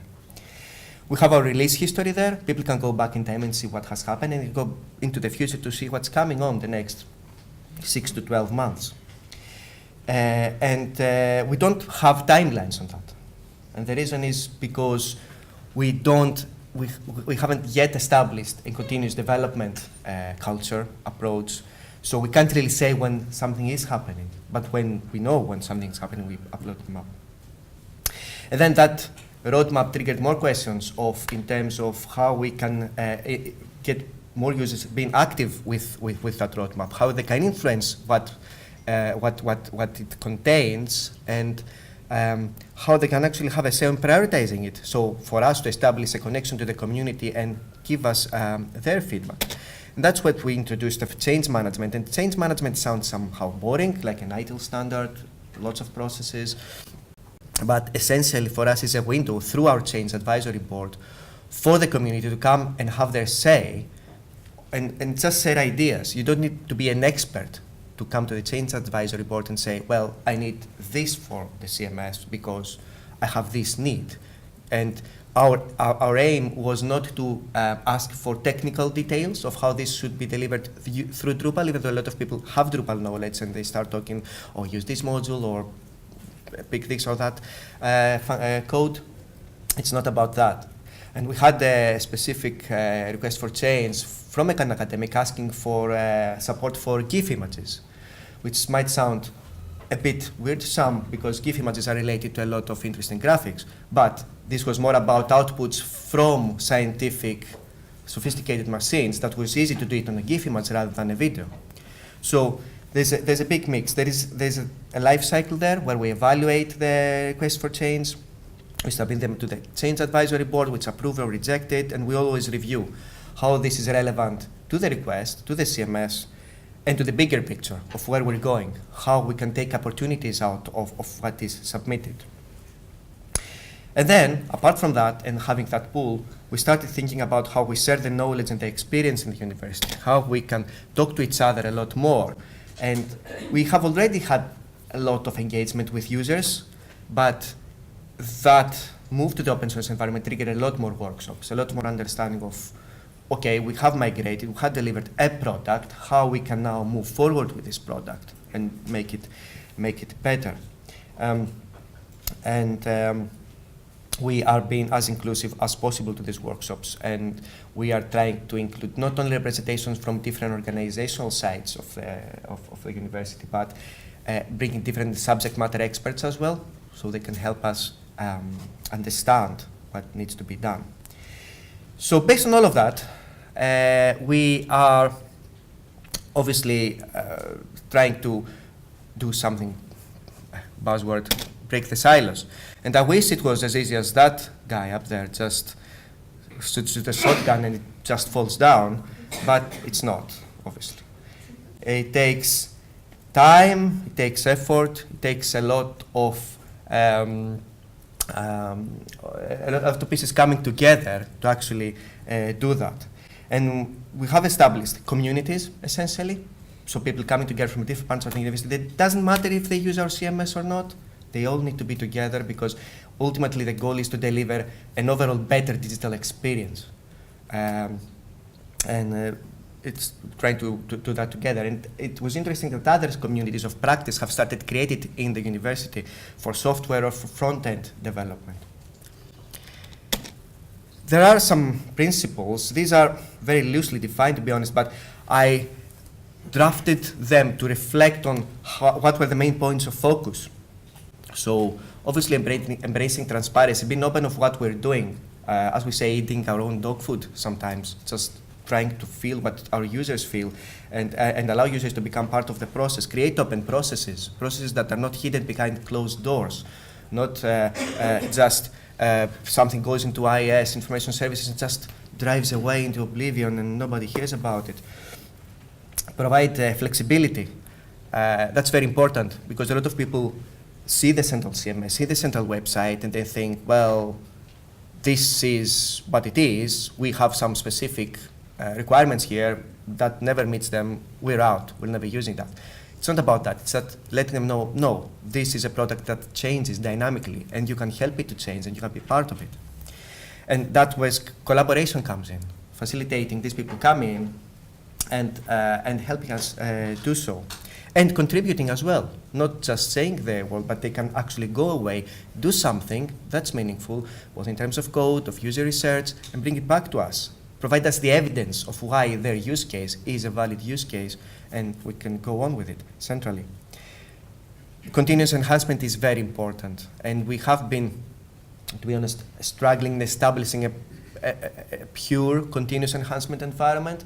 But I think we have done well the last few years of the migration, where we have deployed enhancements to the central CMS very often, every few months, and we have continued upgrading all of the time through the Drupal community.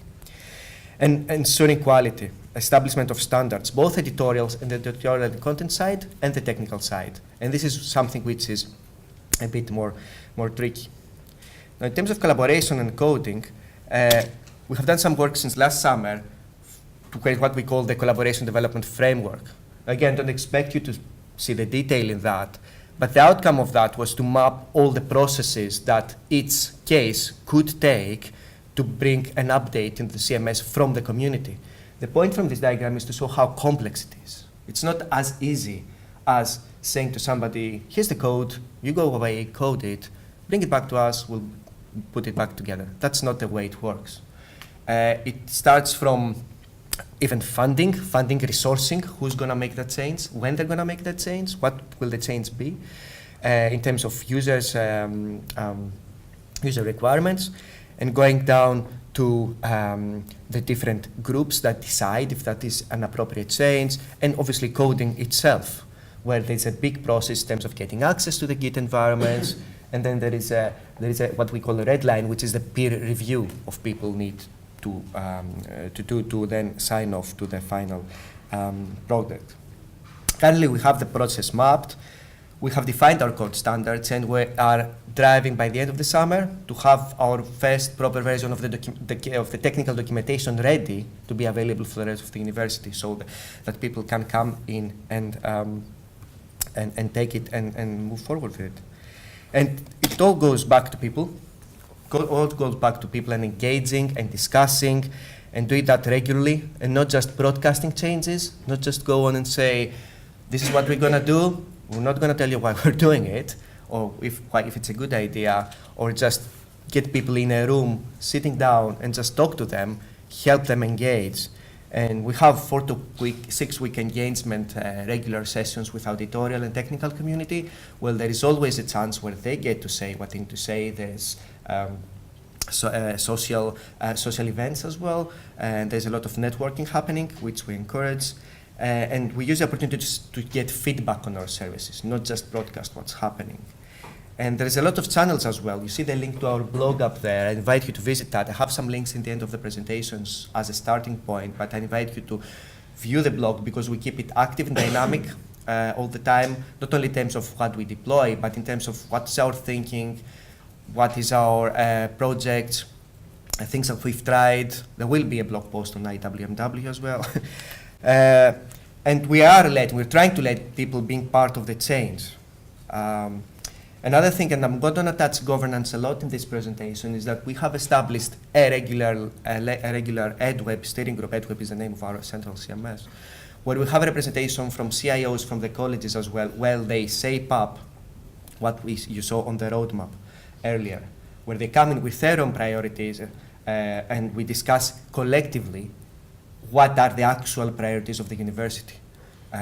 We have a top 10 where we have an agreement between the stakeholders that this is the type of things that we need to do. And then they devolve this prioritization to their colleges. And another important part is supporting people. We come to find that a lot of people are really reluctant or even afraid to come forward and do stuff with the open source community.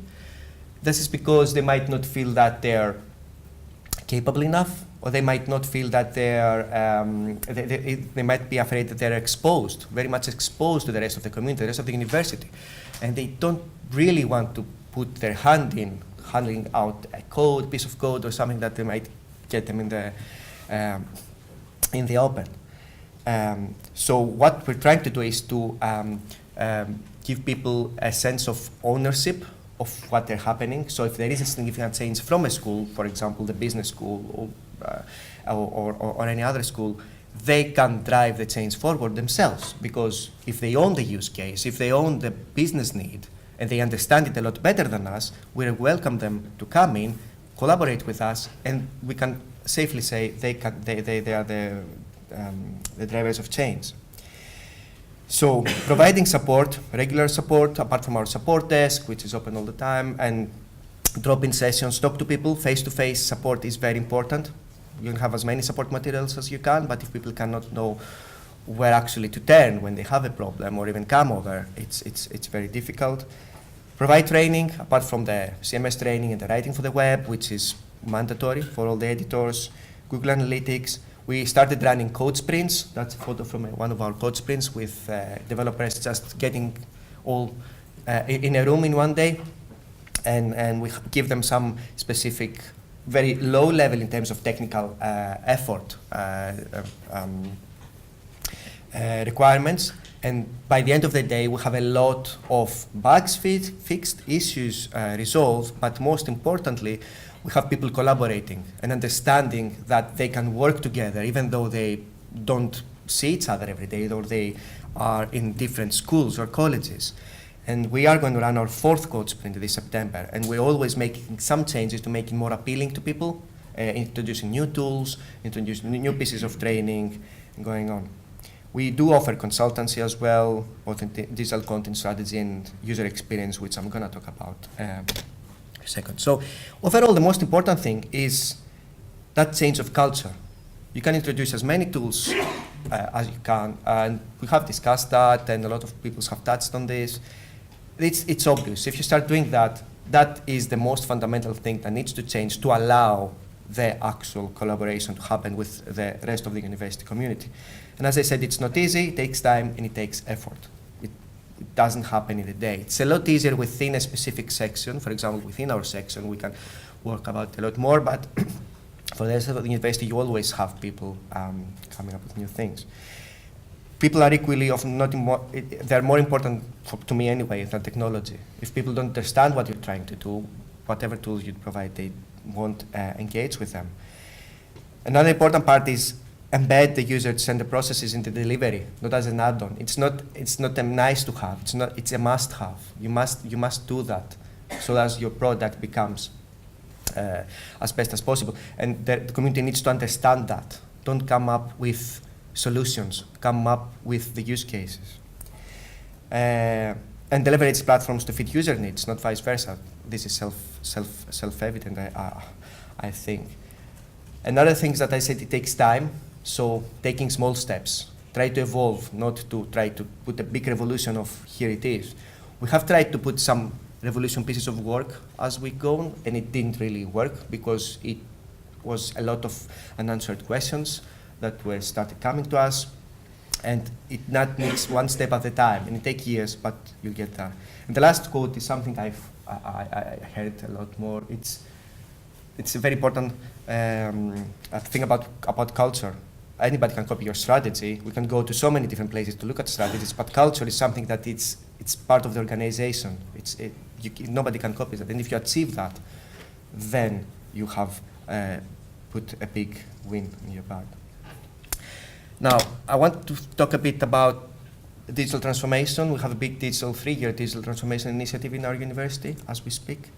And it's going to deliver a lot of new stuff, tools. But we're aiming not only to do that, but actually to help in changing that culture as we talk. So apart from a new user-centered portal, a lot of APIs to integrate between services, and a big data warehouse where we hopefully can store a lot, not all of our data. There are two specific, there's a specific program that's very well connected to this work, to our work. It's called the User Experience Program. My colleague Neil Allison, most people might know or heard about him. He's leading that, and the main pillars are to introduce design thinking to the university, which is a very well-known methodology. And the team has produced a human-centered design process, and the aim is to embed it to the project delivery process of the university, not just that, and that's not just for the central CMS. That's for all kinds of projects. Essentially, what we're trying to do here is to scale up what we have been doing for a good while at our team, to be accessible, to be used by the rest of the university, first information services and the rest of the university.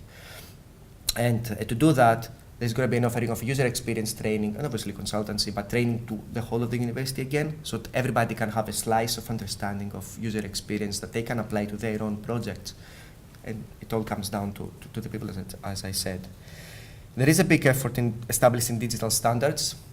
It's just started, so I can't really say a lot more about it, but the goal again is to establish those standards that we can follow and other people can follow, and we can make sure that deliver a nice experience. And that, last main part of it is our global experience language, which is very similar to what people at St. Andrews have presented, and I was at their workshop. It was really good.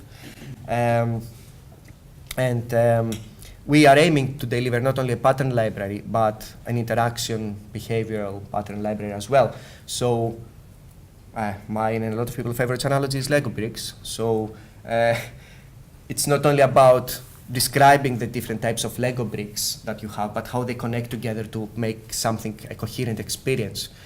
Because you can have, for example, 6 8-stud Lego bricks can bring more than 1 billion ways to bring them together, but how many of them are actually meaningful, and how many of them are actually say something to the user.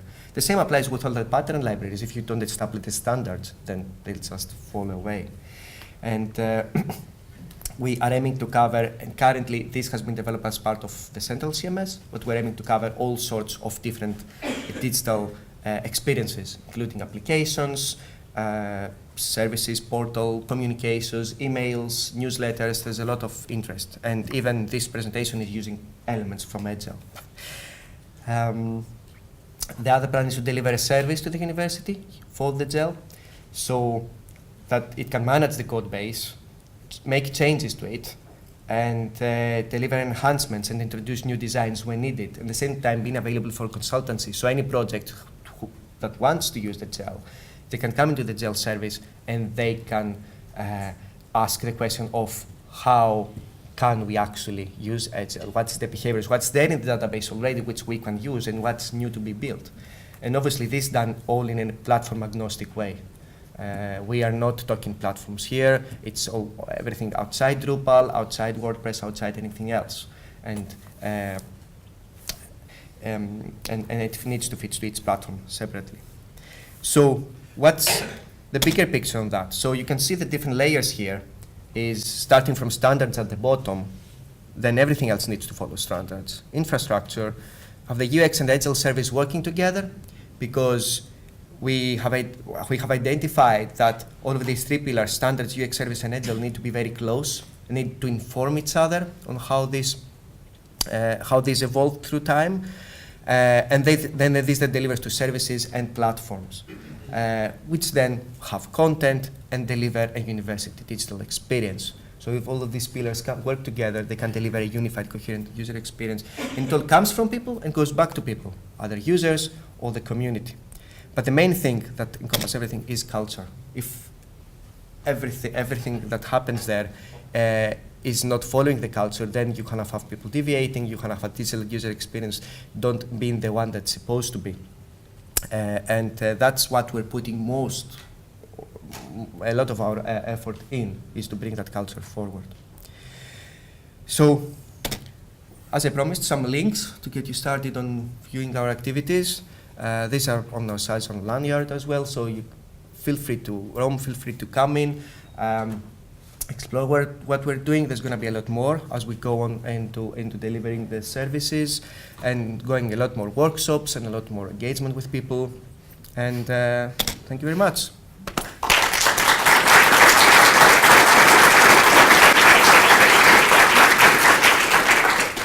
Thank you very much, Stratos. A great presentation. I'm alarmed by all this involving real people and things. It can never work. Yeah. I'll take one question, because I spent so much time fanning about it at the start, I wasted time. So I need to catch up a bit. So, any questions for Stratos?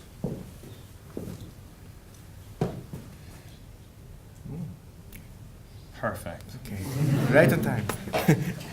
So next up we have, is Andrew Miller still here? Yes, Andrew. You've not heard of these people before. They're called academics and researchers. And Chris is going to tell you all about them. The inimitable Chris Guttridge.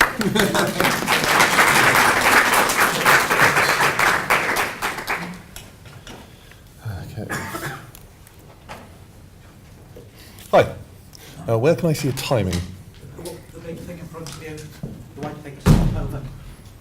I'm looking The for, small thing in front of you. I'm looking for a clock. Oh, clock. Yes. That's, okay. 1 second. Right. There's a clock. Yes. Okay. So, anyone recognise this? Imagine you're at a conference of hospital administrators and the biggest problem is doctors. Actually, I can really believe that is true as well.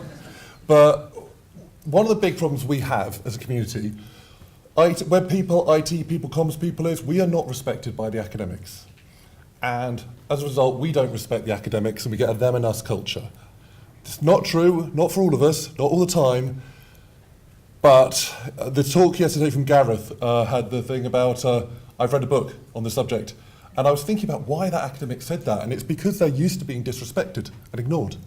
And while it's a dick thing to do, you know, we have trained them that we don't respect them. So I've been doing a bit of research and I've actually had to go and talk to some to do this talk. It's a bit blue sky, so I thought I won't have a white template background because it's a bit lazy. So, okay, so, and I was sort of going on Safari and I was trying to find a good picture for this. This is from Wikimedia Commons and is old people looking at things. Yeah, so I'm going to try and tell some truths here, and so there's a phrase, if you're going to tell them the truth, make them laugh or they'll kill you.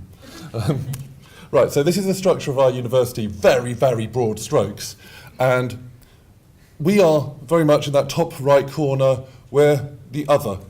And the university started out as basically academics in Oxford, in caves, in the whenever, and we've evolved. Half the staff employed by the university are now non-academic, and it's our job to do the things that the academics don't do very well, or that we can do cheaper than them because we don't have to be paid as much.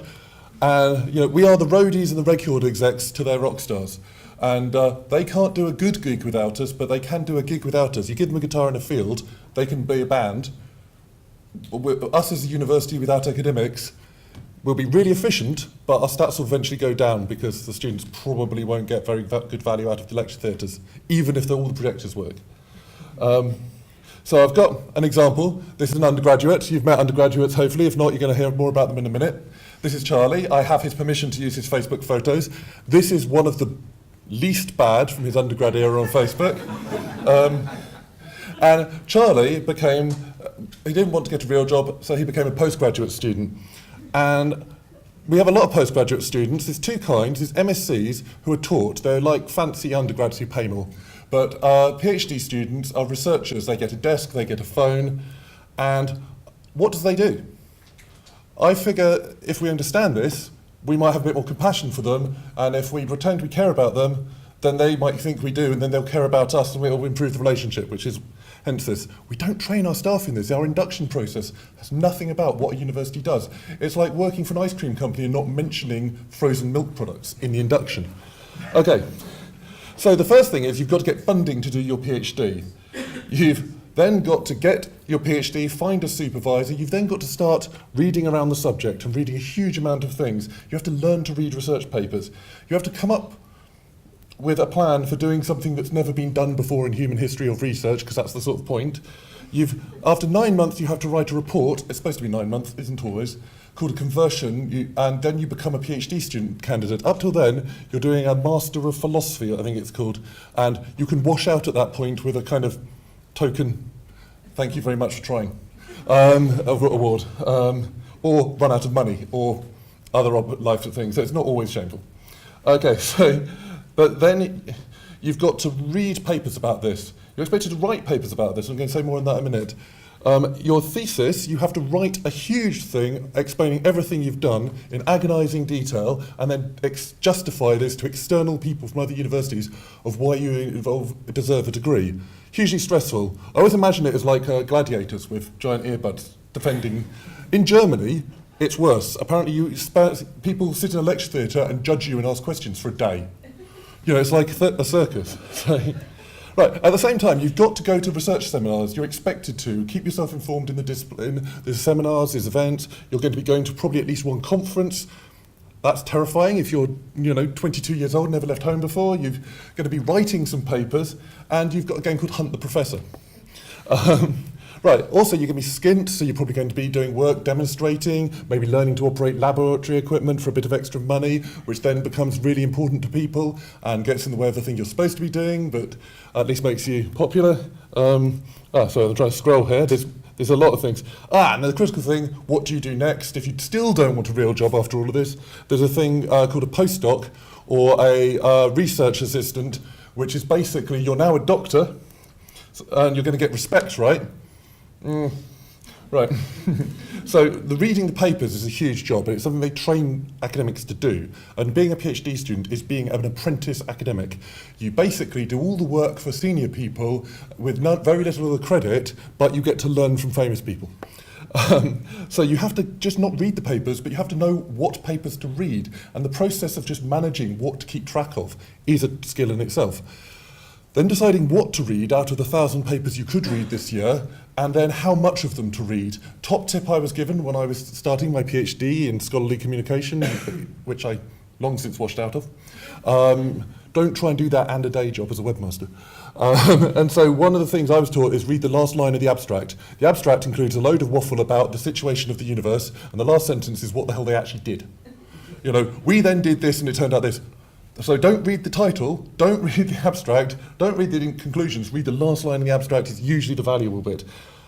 But we have to train people in this, and you've got to then find time to read them and take them in, and that's a skill. I hated it, it's one of the reasons. I hate reading research, I hate writing research. I'm a good roadie to researchers, better than they would be at that, but I've tried it, I didn't like it.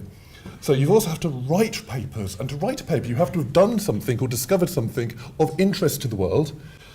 First of all, you probably have to get, if it involves humans, and most things in the world do, you have to get ethics approval. That is that makes health and safety look like a fun job. Collection of data, running actual experiments in a lab with chemicals and stuff. You've got to write the paper, and we're talking one paper, I think there's maybe 150 hours work to write a good paper and get it through, of all the preparation and the writing. Right, then you've got to find your supervisor, and the professor, because they have to have an input and they won't let you send it off without it. Right, then you've got to find someone to publish it, either a conference or a journal, and the better the conference or the better the journal, then you can tell how good they are by how many they reject. Okay, then there's corrections. We accept it on this big list of conditions, which we're going to go through several times. Okay, so once you are a postdoc, you're on short, insecure funding, you get very little money, and that money is for 2 years or 1 year or for 3 days a week. And if you want to do just what you want to do, you're going to have to change city or change university or change country even.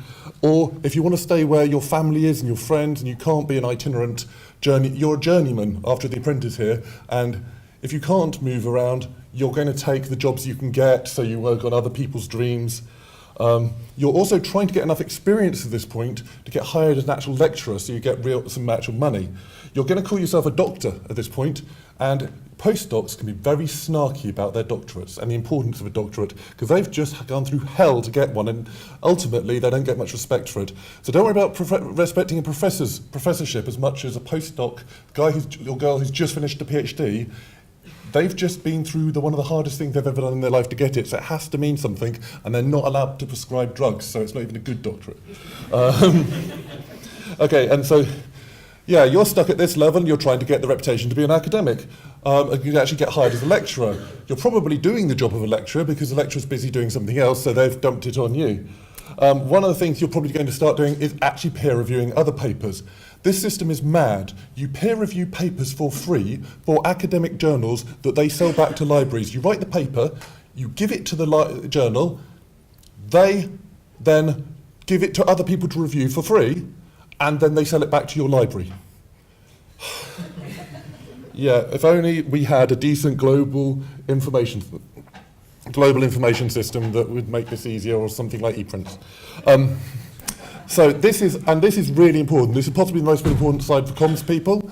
Academics can't write for the web is something I hear a lot. And it's not they can't, it's that we don't bridge the gap, and it's something as a community. I saw a lovely handout from one of the companies, which was a booklet on how to write for the web. But academics writing for the web, you have to unteach them something and then teach them something else, because they've been trained to write for papers. And expand and clarify is what they do. How many times have you tried to get academics not to expand and clarify? So understanding that's how they've been trained is an important thing when you're explaining to them why the web is different. If for the professional comfort zone, you have to explain your references and explain a statement you haven't supported, there's a thing called a link. Let them link the damn paper. Then they can relax. Okay. Eventually, Charlie has actually got a job after being stuck at many years as a postdoc. He had to move university to Bournemouth, but he can commute from Southampton. This is all literally true. He now looks a bit different. The students probably wouldn't recognise him from his original rock sock days. Okay, and he said he used to have to do about 3 things that took 10 hours a week each. He now does 100 things that take 30 minutes a week each. And so, I have some of these. Designing a module, actually designing what's going to be on the module, and then getting that approved through quality assurance and academics saying, and making sure it doesn't overlap with other modules. So then you have planning the lectures, you have giving the lectures, you have writing courseworks. And writing courseworks is a skill. I've done it. It's hard because you've got to both help the student learn what they don't know is the main problem for coursework, or assess what they do know. And there's 2 different kinds of assessment, and I can never remember the names, they're jargony. You running labs where someone comes and does a hands-on learning, and you have to organise all the volunteers and find those PhD students who need the money. In fact, we talked about them. Right, arranging external speakers to come and speak to your students, which will include actually getting to know them. So you've got to go to networking things to even know these people of industry who will volunteer to come to speak to your students. And as we talked about in the bar yesterday, then buying them a curry afterwards because they've travelled to another city and then they're in a hotel overnight and they don't know anyone, and that would be rude. So you're giving up your evening. Okay. Writing exams, marking exams. I don't see any of my academic friends in the week after exams or the month after exams because they are marking. They don't see that. They are just marking. They're in front of the TV marking. They're putting their pictures together at bed. They are marking. I do not invite them to the pub. It is abusive. They just cry. Or just sit there marking. Right, so practical work, field work, archaeologists need to take students to a dig site, getting 18-year-old or 21-year-olds somewhere with like holes, health and safety nightmare. Right, so yeah, moderating your other people, so you're quality controlling other people's modules, not just at your university, but most of your courses, I think, will have someone from another university check it. That's the job an academic is doing. They've got exam boards where they have to review everyone's grades. So you have appeals boards to make sure that the dog ate their homework is a good enough excuse for why they need a bit of an extension. You've got students who really need extra attention because of various challenges they've run into. And you've got students who just want attention because they think they earned it for their £9,000. Okay, then you get to be a personal tutor. Now, personal tutor at the very least has to meet people once a week. I couldn't find a good shot of that because it's all students and we haven't got model releases for it, so this is close enough. You've got a bunch of 18-year-olds from all around the world who've just left home for the first time, freedom! And they're, basically, you're there to set the tone of what university life should be like. You're the respectable person they can talk to. So you're going to deal with all the little minor issues and try and... You're also going to be the first point of call when they get arrested or they're about to be deported or they have a severe mental illness and, you know, someone is going to every year. That is going to be something you are dealing with on top of all that other work. Haven't finished it yet. Then you've got undergraduate projects, MSc projects, group design projects, personal projects, and some of them, the students have a perfect idea, get on with it and just do it. Most of the time, they look to you for an idea. If it's an external project where you have to work with contractors, though sometimes you have an external company as a token client, you have to do that networking again and find someone at IBM who's willing to talk to your students. And obviously, you can see there's a bit of health and safety might go on again. Budgets, teaching a student how to make budget for there's all this work, and then you've got to market. Then you have to also be a second supervisor for an equal number of things to make sure that market isn't like giving their students A's just because it makes them look good, or being really mean because they're a grumpy old person.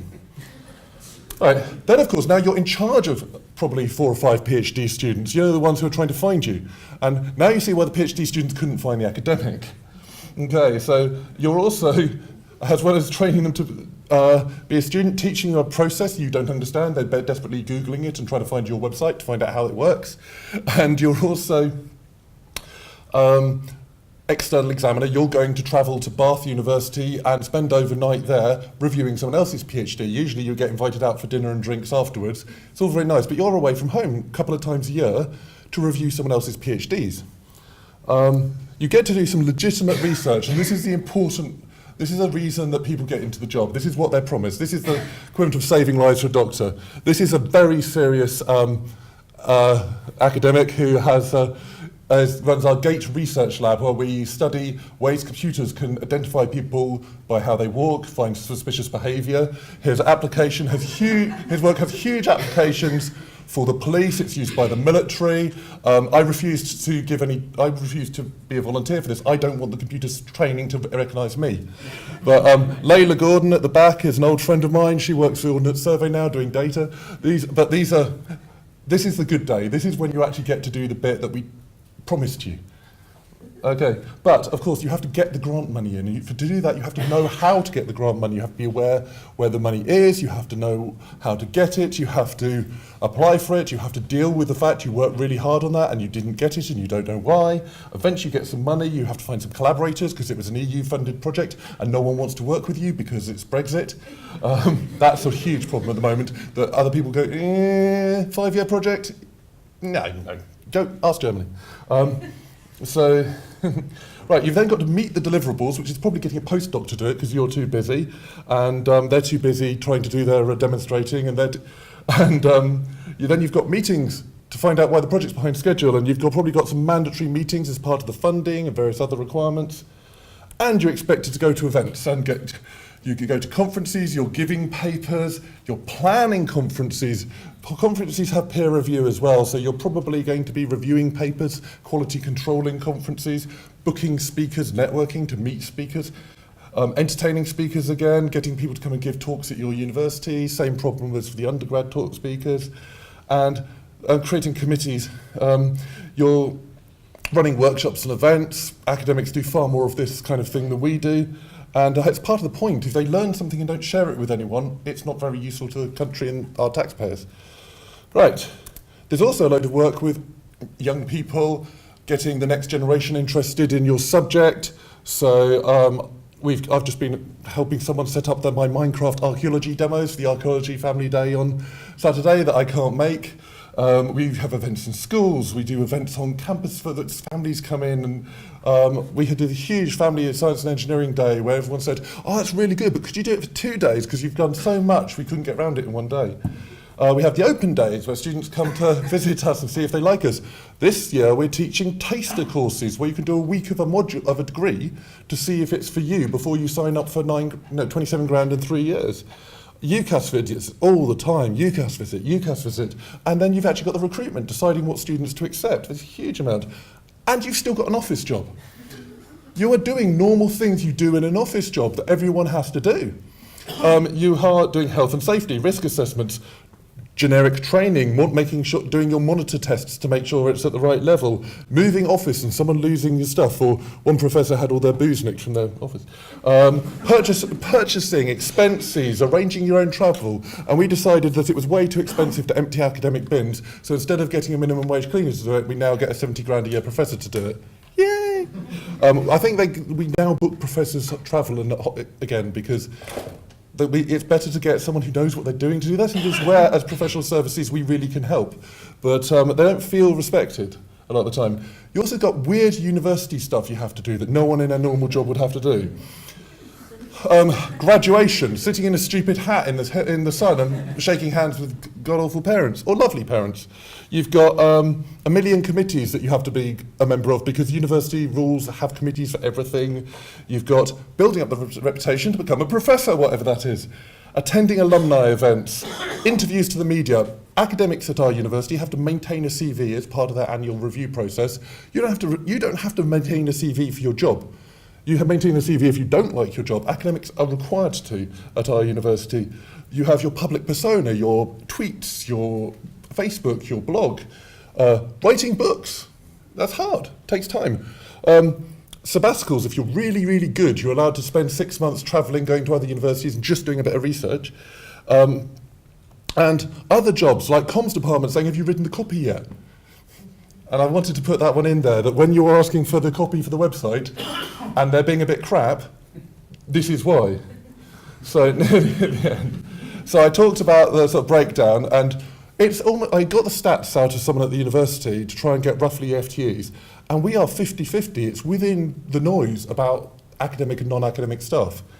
And so we don't know enough about them. And one of the things the other 50% are doing is 4,500 taught modules. So each one of them on average is doing 1.5 modules. They're 7,000 research outputs, so research papers or conference talks in a year, this is. And I looked in 2015, we had 130 books by our academics that they either, well, actually no, I should say our members, it might have been the professional services stuff, but on the whole it won't be. I mean, Paul was saying he's written a few books, it probably took him a while. 130 books contributed to majorly or written. So, what should our relationship be? I have original artwork, I didn't even get these off the web, I drew them. I do like XKCD and I think it might have shown through. Okay, so, see if any of these look familiar to you. Okay, so, this is what I think we're worried about. This is the bad old days. This is how the academics would like to return to properly, when we were basically, expected to, avert eye contact and they can walk on the grass and we can't, or something. But the flip side is what the academics see the world becoming is this. They are the product. They're not the core of the university. They are meat to be ground up. Best they're like a boy band that we get for 2 years until they're not profitable anymore, and they're just our profit centre. You know, they're not the thing. Right. This is my own IT department on a bad day. And comms can be like this too. This is when it is, tell us exactly what you want, write it all down, put it in a spec, get it approved, and we will prioritise it.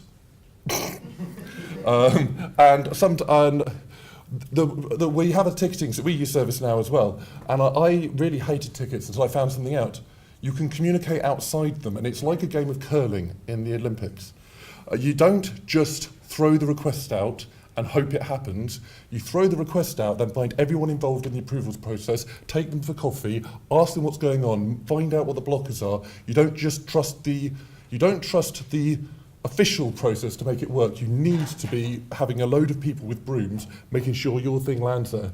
And I think for me, it was a culture shock of learning how to deal with bureaucracy. The bureaucracy is fine, it causes a record, it actually gives accountability, but that's not the only thing happening. And whereas in a different building to everyone else, I wasn't having those conversations, and I've learned to. So this is what I'm told we should be doing. And one thing about the slide, you notice all of the professional services staff are helping academics pull in different directions.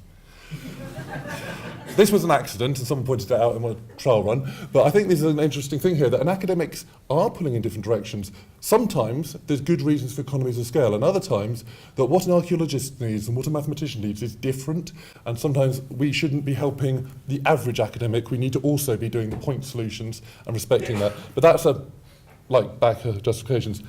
Okay, lovely. So I think we need a bit of humility to actually respect the academics, and if we want respect, we need to give respect. These people are very smart, they work really hard, it's a vocation, unlike ours in a lot of ways, because they can't move to another job. We can get another job doing web and comms anywhere in our city. I hope we're all good. They can't. If you are an expert in history, you are talking moving to another country or another part of the country if you lose your job. You do not you have such a specialised thing, it's a very different experience. But I think also if we show respect, we will get more respect, and I think that's quite important. So this is one slide I added after some conversations, because everyone's talking about analytics and the importance of analytics, and I can tell you why a page with one view a year is important.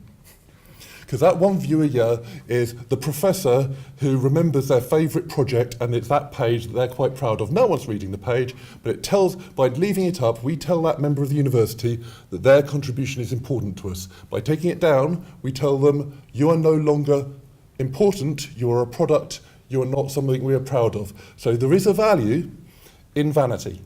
And I think it's a very cost-effective way of keeping people in the sector is to use our web presence, especially things like research group websites, things below what comms normally worries about, to actually create a sense of community and engagement. Even though it's public-facing, the blog on a website about go-karting on the summer holidays, very unprofessional, but actually that's probably going to do as much for recruitment as the beautifully branded front-end site. So hopefully, one day, Charlie will make it professor. It's not quite got there yet. I've actually been round and I've tried to find out what a professor does. I've asked some, and the responses I've got so far are the difference between a lecturer and a professor is about 20k. And it's about leadership and recognition in your field. Right, so before I finish, can anyone figure out what Charlie's sitting on here? Yes. Okay, thanks very much.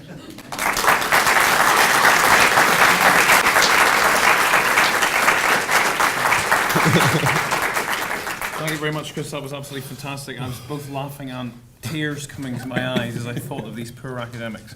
Has anyone a comment or question for Chris? I think that was unique. Are you saying goodbye?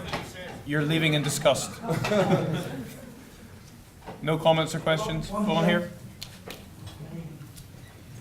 So I just want to say it's the best presentation I've ever seen. My manager is here, so this is awesome.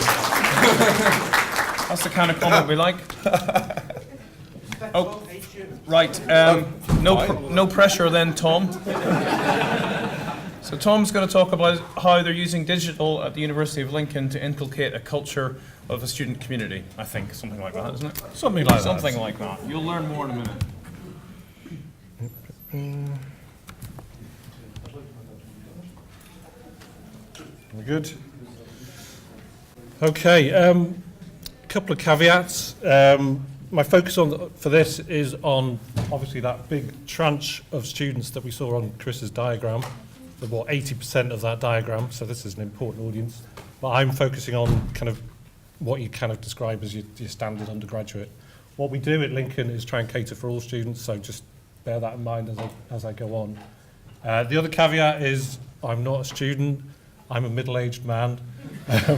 I had a student with me earlier in the week, he was at the workshop. I would much rather have had the student here to kind of, have him present some of this, but I have got some student work in this presentation to show you. This, I think, is what we often see as students. They're the annoying people who are in the sandwich bar when you're trying to get a sandwich at lunchtime. I'm also using this to illustrate the fact that me using GIFs is slightly wrong. If I was a student talking to other students using GIFs, it works. For me or a school or a department to do this kind of thing, it can come across as being down with the kids. So that's why I'm using the GIFs in this. I hate GIFs, I never use them. I think the other thing we see students as is those annoying people who get in the way when you're rushing to get to a meeting across campus. So this is the time of year where it's like, it's great, the universities are empty, so you can get to your meetings on time, you can get your sandwiches, it's so much better, you can park your car, it's brilliant, you don't have to deal with this. So I understand that, I've been there. There's another view of students, and that's this one. So the digital native, the millennial, all these terms you hear.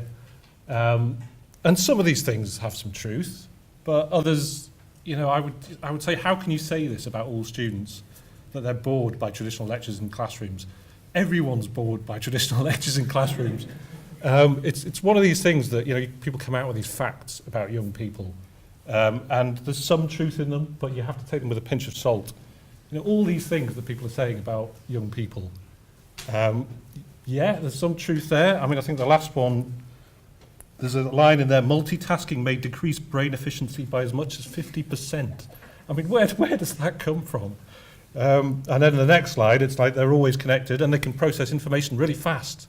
So they're doing all this stuff, but then, there's this contradictory messaging coming out about young people. And it's like we're struggling to understand them. And I think a really important thing to capture with this is that being young doesn't mean you're necessarily tech savvy. You use digital tools, you're on Facebook or Twitter or Snapchat or whatever it is, but you don't necessarily understand how to use it professionally or how to present yourself in a certain way. There can be a naivety there about the use of digital tools. So I think it's always worth bearing that in mind with young people. So I'm not saying that again, I'm not generalizing, because some will be great at it, but it's just bearing that in mind. And that is a really big issue, is the digital skills gap. We need to make sure that students coming out of university have the right skills, so when they go into the workforce that they can use the tools that they need to use in the workplace. So, I had a couple of graduates who were at the workshop. When they first started, they didn't know how to set up a meeting on Outlook. It's things like that, where, basic skills that you want from your students when they come into the workplace. The other thing, it's in the news today, the applications are down, the fees are going up, this double whammy of the cost of education and getting the worth out of it, so we've got to be conscious of that. TEF is the other big thing that everybody's conscious of. So how can we assure the graduate outcomes for the students? There was an article in Higher Ed, Guardian Higher Ed this week, which basically was making the case for rethinking how we interact with students and the importance of co-creation, and that's what I'm going to come on to. It's about students as change agents. It's about working with students as partners. It's what Paul was saying earlier. It's that real importance of getting students involved in your work so you can understand them better, You can partner with them, they can produce the content, you can pay them to do that, you can give them the skills. And that's what we're trying to do at Lincoln. So Lincoln itself has a good reputation for getting students involved in teaching and learning. There's been various initiatives over the year where they've done this, things like CoLab. It's all about academics working closely with students on academic materials, on teaching and learning. What hasn't happened hugely so far at Lincoln is translating that into other areas, so getting students involved in other areas. And that's very much what I've been working on in the year that I've been there. So it's all very new. And it's also about using it for marketing. So I'm not in marketing, I'm in a central role, I'm outside of it, but this stuff can be useful for marketing. The primary target for the content we're producing is current students, but prospective students want to know what it's like to be a student at uni. So this content is actually really useful for marketing. And I know you're not marketers, so I just threw this one in there just to play to the crowd or something. And yeah, there was a general election recently, you might be aware of that. And young people, a lot of people have talked about young people as part of that election and the connections with young people. I'm having a bit of a look around at what the materials that we used as part of the election, and the parties, the people who were trying to get people to vote, were producing this kind of content to try and connect with the young people, and it's generally pretty terrible. That one top right with the chilling meeting, touring, voting, it's just awful, isn't it? That's a Labour one, which is, all right, they're using cats. Is this the first cat we've had on the slide so far? But, is it really what young people want to see? The one bottom right, I think, is probably more effective. I don't think it's an official one, but so it's like, what actually works when you're targeting young people? And this is the stuff that actually really worked, and it's all self-generated. This is the stuff that students were sharing amongst themselves, young people were sharing amongst themselves, the memes that are just created on the fly. It's the stuff that the politicians struggle to react to and control, and that's a challenge for universities too. Is how do you control and manage this stuff? Because the students will just create it, and that is going to go on regardless of what you do. So that's the kind of context of what we're doing. The Student Life Initiative, because that's what I've been working on, is all about enhancing student employability and graduate outcomes, improving engagement levels, helping students by getting other students to talk to them in their own language, and helping the university to promote what it's doing as well, using students to do that, and tying this into the curriculum. So we're working with digital marketing, there's a digital marketing course at Lincoln, working with a journalism course, so we're tapping into that, hoping eventually to make some of the content that they produce actually, things that get assessed. So I haven't quite got there with that yet. And also looking at potentially making an extracurricular module. So for students who aren't studying these kind of specific things, they can sign up to do this and actually get credits for it that can then count towards their end degree. This is all this kind of work in progress, but this is kind of what we're aiming to do. So Student Life, yeah, it's a digital concept. It's centered around a blog, YouTube, social media channels. It's led by 2 graduate interns who were here earlier in the week for the workshop. And we're using students to create the content. We've hired students, they're paid roles. We've sourced those students. A lot of people have been asking me about how we found the students. And it's really, we've done a mixture of things. We've kind of gone out and found students, just proactively looking for students. But we've also advertised, we've gone to the courses, done various things, and we've got a bunch of students together who are working with us. We haven't done a massive amount of promotion yet. The focus is on getting this out to new students at the start of next year. So I'm going to stop talking as much and show you some of the content. So this is an overview of some of the video content they've produced. I'm hoping the sound will work.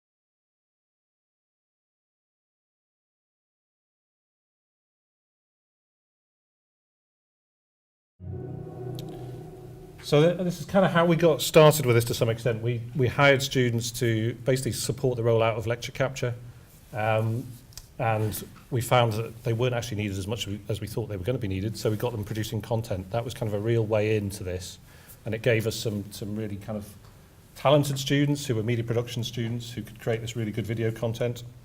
So that gives you an introduction. I think a significant step for us was this video. You saw a little clip of it there. I'll show you a little bit more, which we've used at the open days, which we had last week. So it's front and centre at our open days. I won't play the whole thing because time's a bit tight, but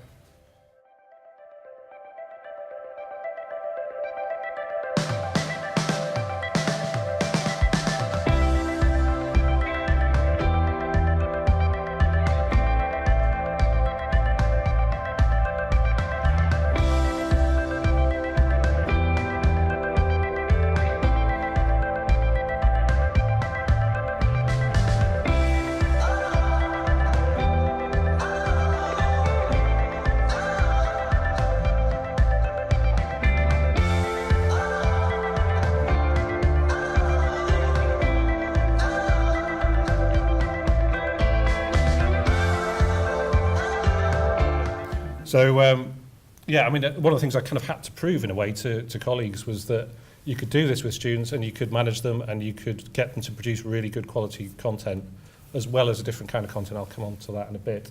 So I think that's what I've kind of spent the first year doing that to some extent, is going, you can do this with, obviously there's some governance, you steer the students, you give them a brief, you pay them, and, it's a professional relationship. And the students really respond to that, and they start acting differently.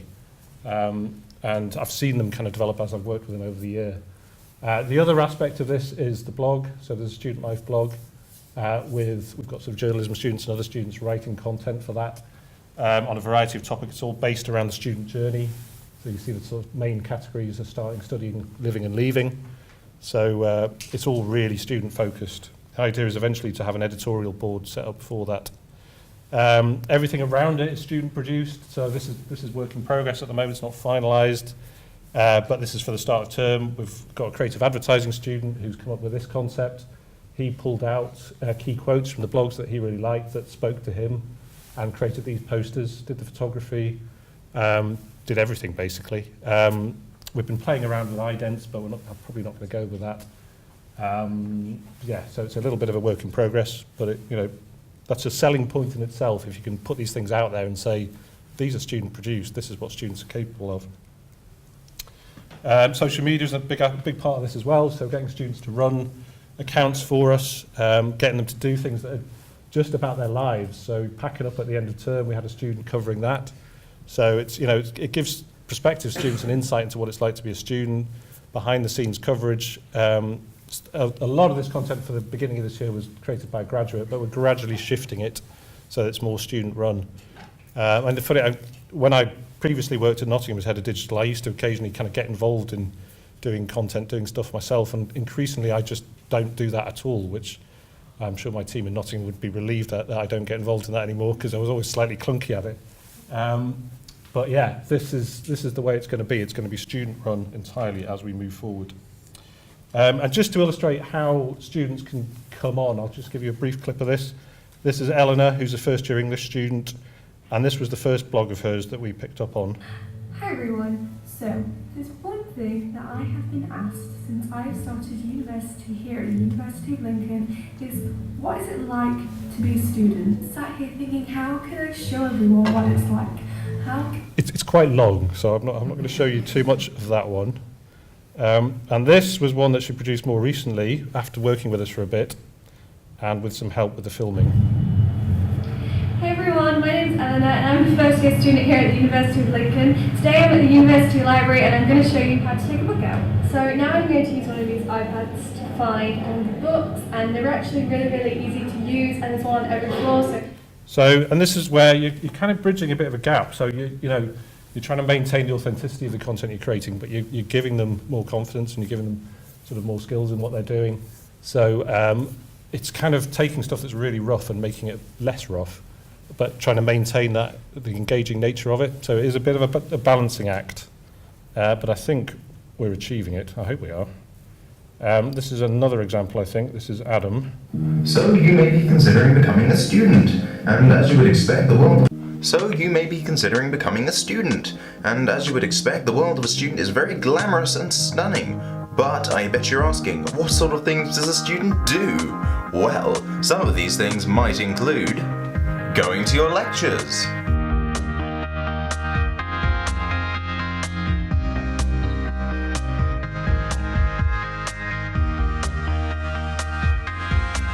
vigorously studying,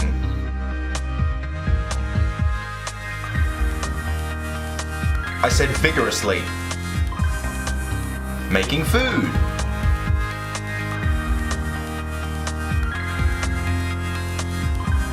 Making tea.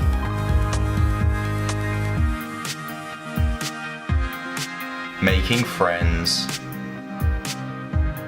Stop that. So yeah. So that was Adam's first attempt, which I think was great. We loved it when he came in with that. It had a real sort of sense of personality, sense of humour. So what we've tried to do is work with Adam to briefs to try and not lose that. So this is a slightly more polished version of Adam doing a similar thing. I won't play the whole thing, but I'll give you a sense. Hi guys, I'm Adam Earl, now a second year student, and if you're watching this, chances are you're coming to the University of Lincoln to study, and you're just about to move into your new place in the city somewhere. You've accepted your accommodation offer, you've paid your deposits, now all you've got to do is actually move into the place, which can be a little daunting. Just kidding. Despite how large of a thing this can seem, it's actually a lot easier than you might think if you just plan ahead. When should I arrive? The simple answer to this is that you can actually start living in your house or flat as soon as your accommodation agreement starts. But before you get too excited, there are a few things you should think about before you turn up at your new place. First off, whilst you can access your accommodation... Okay, you get the sense. I mean, it's trying to maintain that kind of sense of personality, but also getting serious messages across, so it's a bit of a balancing act. You know, we were before I came away, we were talking to our accommodation team about doing a fire safety video, you know, after Grenfell. And it's, you know, I think for something like that, you would cut the humour, you would just play it straight. And we've done that for certain things as well. So this one, again, I'll give you a brief glimpse, is it's a video we haven't really pushed yet. It's for new students when they come back and returning students about making better use of social media and thinking about jobs and employability. Whoops. Come on, where's my play button gone? It's disappeared. I can't play the thing. There we go. Oh, never work with technology. Social media can help connect you with people with similar interests from across the globe who you would otherwise never meet based on what you blog about or what you share on Twitter. But how can you use social media to increase your chances of employment? Here are some tips that you can start doing right now that might just help you get that dream job. Start blogging about what you love. Whether you are studying business, chemistry or art, chances are you are studying your subject because you have found a genuine love and interest for it. So why not show potential employers that? Sites like WordPress provide an easy platform for anyone to begin blogging, and blogging also demonstrates that you have the ability to write effectively. Use LinkedIn. Yeah, you get the idea. I mean, it's student friendly. I mean, it's all entirely student created. It was steered, you know, the student who created it, again, a first year. He's done the voiceover, he did the animation, spent a lot of time on it. And it's getting a sort of serious message across, but in a student friendly way. So that's all I've really had to share for you. You can find out more on our YouTube. I've tweeted a link to that. Our future plans really are to try and build on this, replicate it at school level, try and encourage schools and departments to take a similar approach, encourage them to use students and steer them in doing that, produce guidelines to help them with that, and really try and build this across the university. It's really sort of just proving what you can do with students has been the focus of this first year, and then building on that for the second year. We're looking at doing other things with the students, so making sure we've got student editorial boards so that these things are more student run, developing the use of student photography, so we've got a photography course on campus. We haven't really made much use of that. Student music as well, we have a music course. So there's all sorts of things you can tap into. The actual content that's produced as part of their courses, prospective students would love to see, you know, what material students are producing as part of their courses. So I'm looking to make more use of that as well. So that's tying it in with the curriculum. And as I mentioned before, this idea of launching an extracurricular module. So that's me.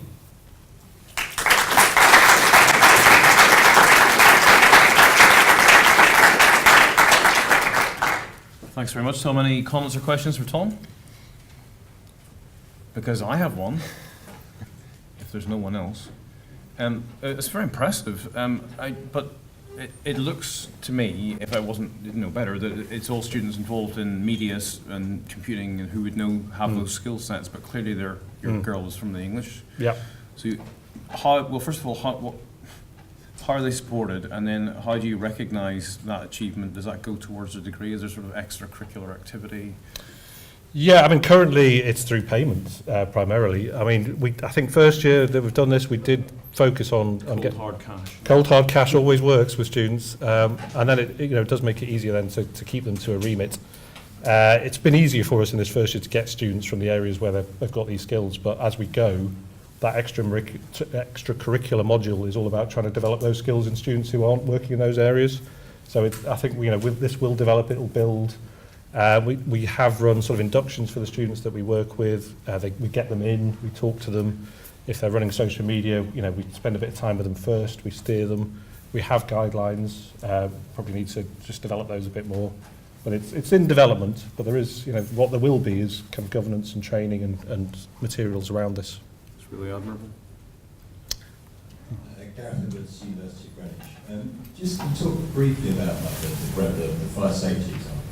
Obviously, you've done a lot of research into how the students want to be talked to. You've got students and you can help identify them and do things the way it works in that way, and that is about being authentic.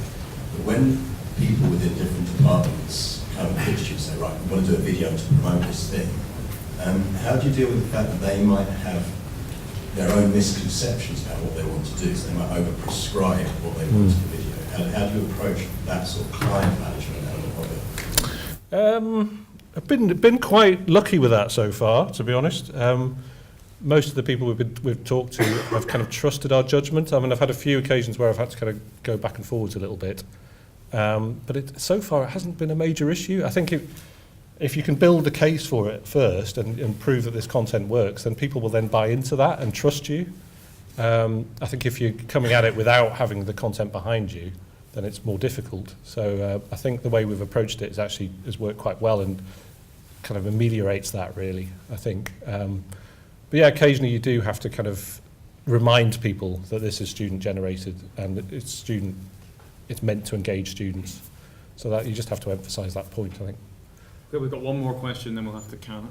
Sorry, hopefully a quick one. I just wondered how many staff it takes to support that type of activity. Was it a new department created for that? Me. And 2 graduate interns. I mean, I work alongside a colleague who's doing this with digital education, and there's a few more staff involved in that. But that's not their focus. The staff there are focused on supporting academics. So in terms of the Student Life Initiative, it is literally at the moment just me. I've got the go-ahead to recruit 2 new members of staff to support the development of the blogs. So that will help next year to build on this. But the graduate interns, I mean, James and Jamie, the guys, they were here earlier in the week. They've done a lot of the work to build this with me, and big credit to them. They've done a really good job with that. And I think working with graduates, getting them to talk to the students is much better. Or getting a member of staff who's just recently come out of being a student, the students kind of relate to that better than talking directly to me. So it's a good way to do it. We're all very envious. Well done, Tom. Thank you.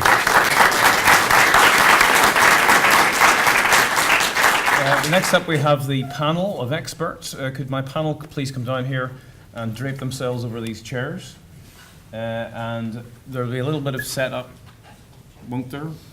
Hello. Yes, there's some setup going on. We're going to have a little game as well, Twitter bingo. So we've identified some overused, perhaps, terms that have been tweeted in this conference. And every time, we encourage you to tweet as much as you can in this next session. Every time one of those words comes up, it'll be appearing on the screen as part of a bingo board. So we hope we have some fun as well.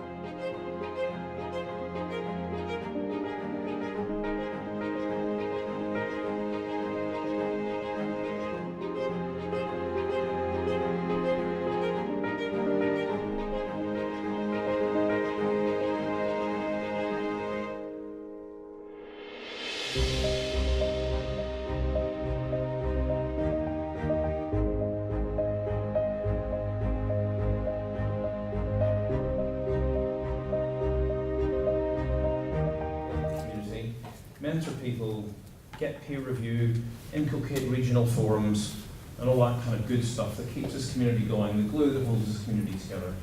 Would someone want to start on that? I shall pass the mic. I met Mike before through Scottish Web Folk, which is a GISPL group that we have in Scotland for all the universities there. It's very much the same kind of friendly, approachable atmosphere that we've got here. So I felt right for home here. It's been fantastic.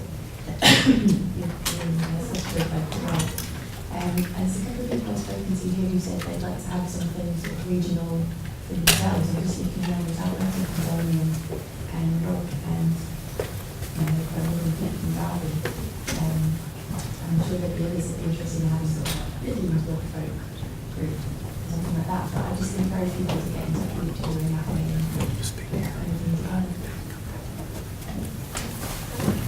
I think the other thing that's been really positive to come out of Scottish Web Folk is some kind of informal mentoring.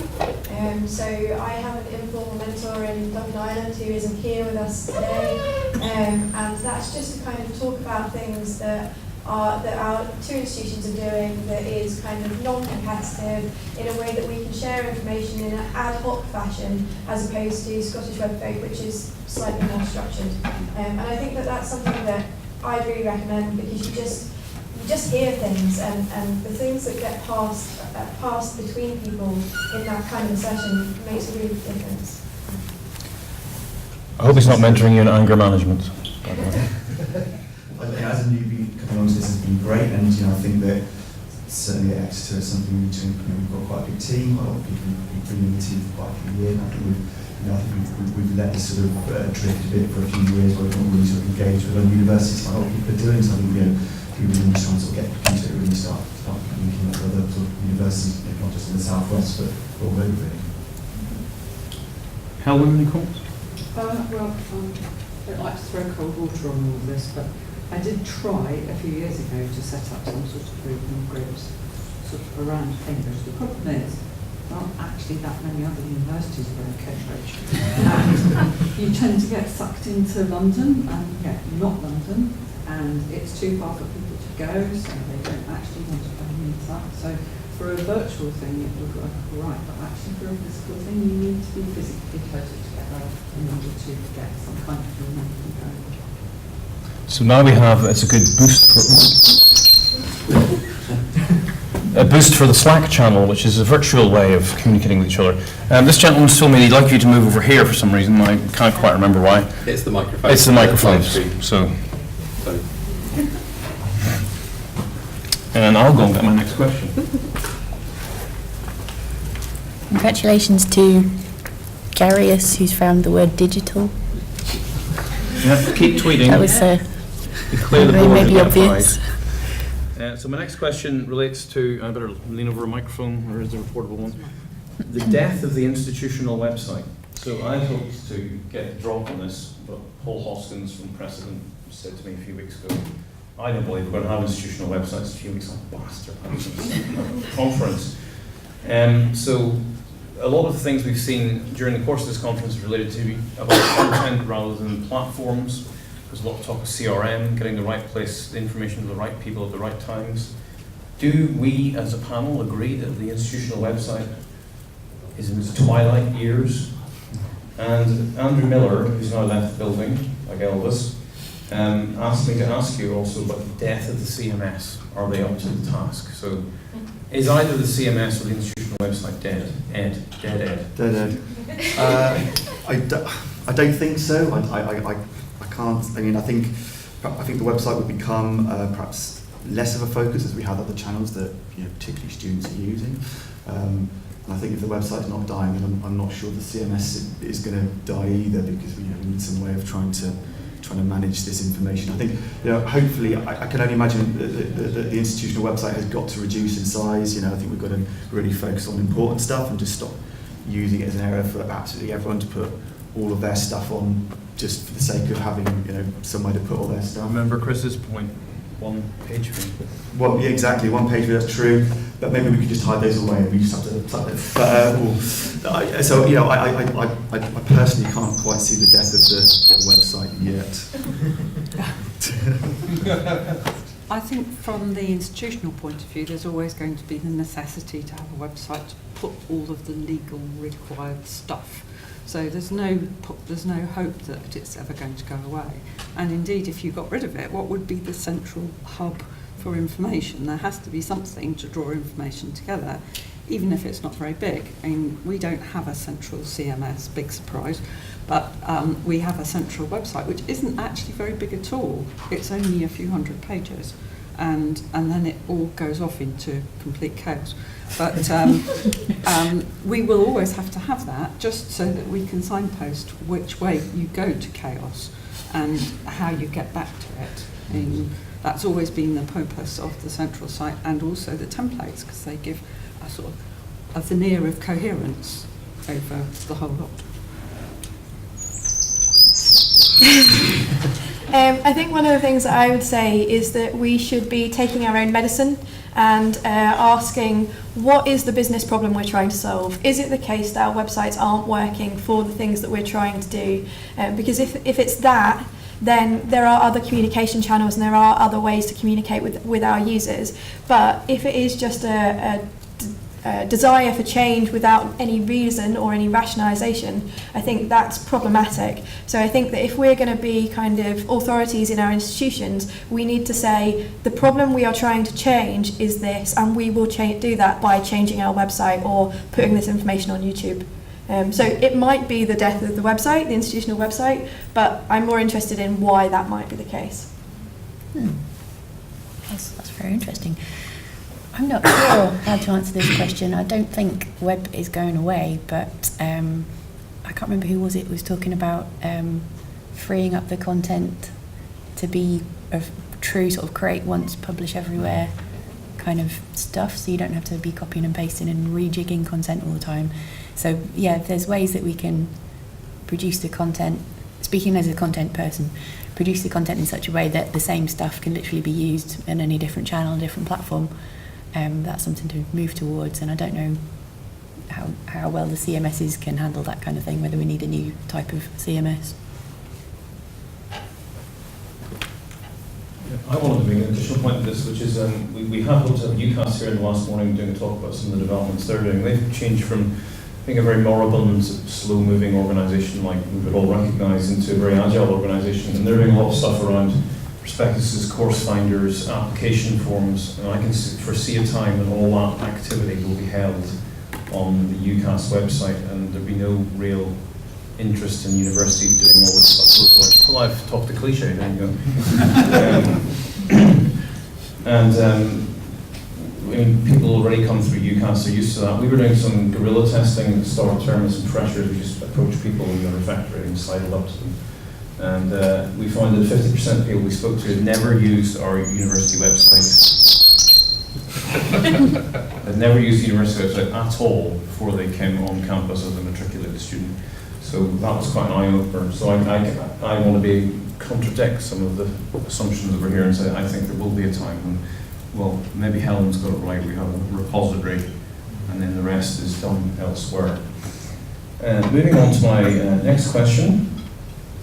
Is devolution, we've heard a lot in this conference about enabling people in departments, sections to come and collaborate and contribute. Is that the answer to the content challenge? I have to admit that I started the conference thinking that it wasn't.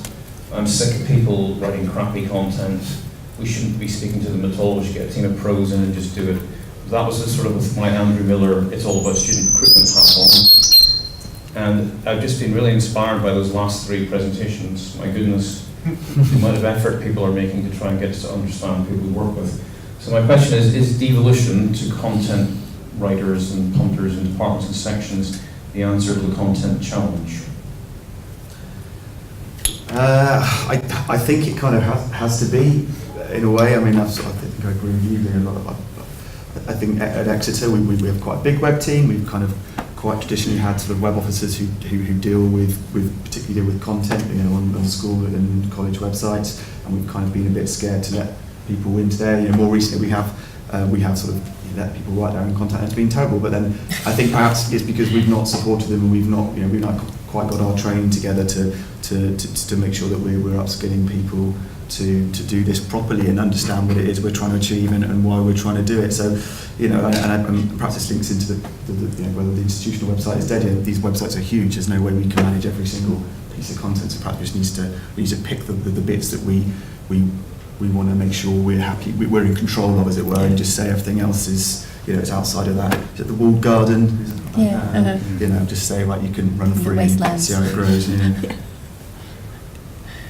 There's two main things here. I'm actually married to an academic, so for the best part of 40 years I've been living that life that Chris described, and I can say yes, it is every bit as much as that and probably more as well. So I've got every sympathy for all the departments and all the research groups and everybody else who wants to create their own content, because by and large they have a better focus on who their audience is than we have. And one of my hats is running a CMS that runs over 300 websites. A lot of them are for departments, but more of those are for research groups. And there's an imperative for research groups to actually talk out to an audience, both to be able to attract future funding and also to publicise more about what work they're doing. And they can't be managed about what they're saying because it's only them that knows how to say it. So depending on who you are, what kind of institution you are, I think you have to let your users free to produce their own content. And some departments can be much more restrictive than any content editor could ever be about the content that they'll allow to be shown on their websites. Yeah, I agree. I think my answer would be very much it depends. It depends on your institution, it depends on who currently has control of the content and how hard you want to fight to wrestle some of that control back. I know that for us, we have kind of concentric circles, things that we are quite happy to be devolved, and things that we say this is core and we are not going to let anyone other than us have access to this. And I think this is really important because there's a level of reputational risk, particularly with consumer protection legislation and CMA and the way that we are being judged and assessed on our websites now, that there are some things I would say, no, I do not want anyone outside of my team having access to these web pages. But there are a large number of other pages that, with a high level of training and a high level of support, I'm happy for people to have access to. And then there are other pages where, to be honest, you do know better than me about this, and I would like to have access to those pages so that I can take them down in an emergency, but that's all I really want to do with them. I think what you just said about training and support is the key here. That when I first heard the question, should we be devolving the content, my immediate reaction is no, of course not, don't be stupid. But there's no other way around it. But St Andrews have got the digital visa, is it called? Which I think is an awesome idea, and these core training courses that are compulsory for anyone that's going to touch the website, and then optional extra ones. And I don't know about sort of one-on-one support, and if you can pick up a phone and say help me with this content at any time, but that would be ideal, I think. That's something I'd love to move towards at our university. Thank you. At Aberdeen, we're just tentatively going to do something which is kind of having our cake and eating it, so exercising complete control over certain things, but also creating another environment. And I'm sorry, Brian, if you're watching, I'm going to talk about the thing we haven't actually told anybody about yet. So we're actually thinking of creating a separate instance or instances for research and teaching, such that even the individual Chris mentions as the one-page view a year can have a nice area that supports their requirements, but it doesn't add to the overall cognitive load on the central student recruitment corporate site. So we're actually going to do a sort of physically different server environment or server environments. We may even do some outsourced cloud hosting WordPress on there, what else might be up there. So that's just a notional thought at the minute, but we have struggled over years to control academic and research teaching in a way that minimizes risk, both data risk and actual server security type stuff. So although I'm entirely sympathetic and empathetic to Chris's colleagues, we do need to have some degree of control, and I think there's maybe a way of doing it. So that concludes the pre-prepared questions I had. But if you'd like to ask anything of our new experts, we'd be very glad to hear from you. Brian has a mic, and thank you for staying so late. Andrew, we have to continue. The bingo is finished. What we were talking about. So Brian's asked me to say just a couple of words about IWMW in Southampton, and one of the arrangements that I have with our Director of IT Services is we actually have pre-allocated funding to send people to this conference every year. So, and that the approval for that has been delegated to me, so I have full authority to just send some people. And I have recently spoken to our director and actually asked whether we can increase that number. So that's an approach I think has worked quite well for us. Thank you. Anyone else questions or comments?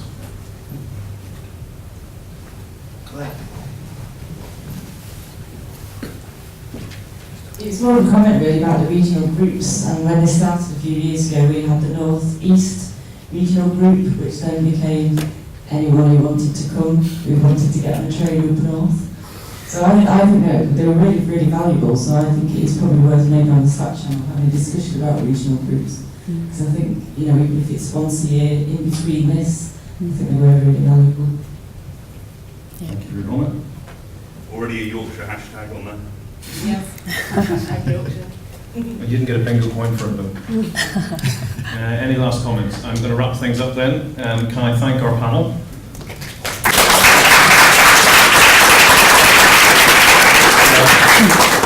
I think, Brian, are you going to be getting closing remarks? Yeah. Right. But before he does that, I just wanted to thank everyone who's been involved in this conference. Everyone's seen a lot of Brian and Claire, the King of Web and the Princess of Digital, during the course of this conference. But a number of other people were involved in the advisory group, and I'll just name them. Andrew Miller, who gave us that excellent presentation on the first day. Kevin Mears, who's sitting right there. And if you haven't seen Kevin's sketches of all of us, please go and have a look at them. Could someone please tweet, maybe you could, Kevin, the link to your sketches, because they are a thing of great wonder and beauty. Rich Prowse, who unfortunately has left the building, who gave us that great presentation on content. He was in the advisory group. Mark Fendley, is Mark still here? Mark is the local contact, and all of the wonderful, seamless treatment we've had here is attributable to him and his colleagues. Thank you, Mark. Thank you to the conference office, because they did all the hard work along with Brian and Claire. So. Big up the conference office, yeah. Paddy Callahan, who helped us a lot with the sorting out WordPress images, and none of us are particularly techy, ironically.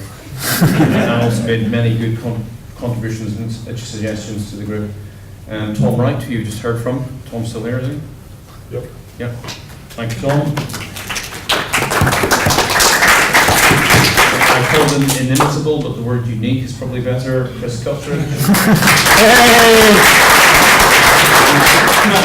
Chris was saying it in his presentation, but Chris was constantly reminding us of the need to remember academics, researchers during the course of planning this conference, so thank you, Chris. And finally, Alison Curlin, who also contributed to not here today. And so I just wanted to say a final big thank you, especially to Brian and especially to Claire, who have been to the great event that I'm sure you agree all have been. Thank you.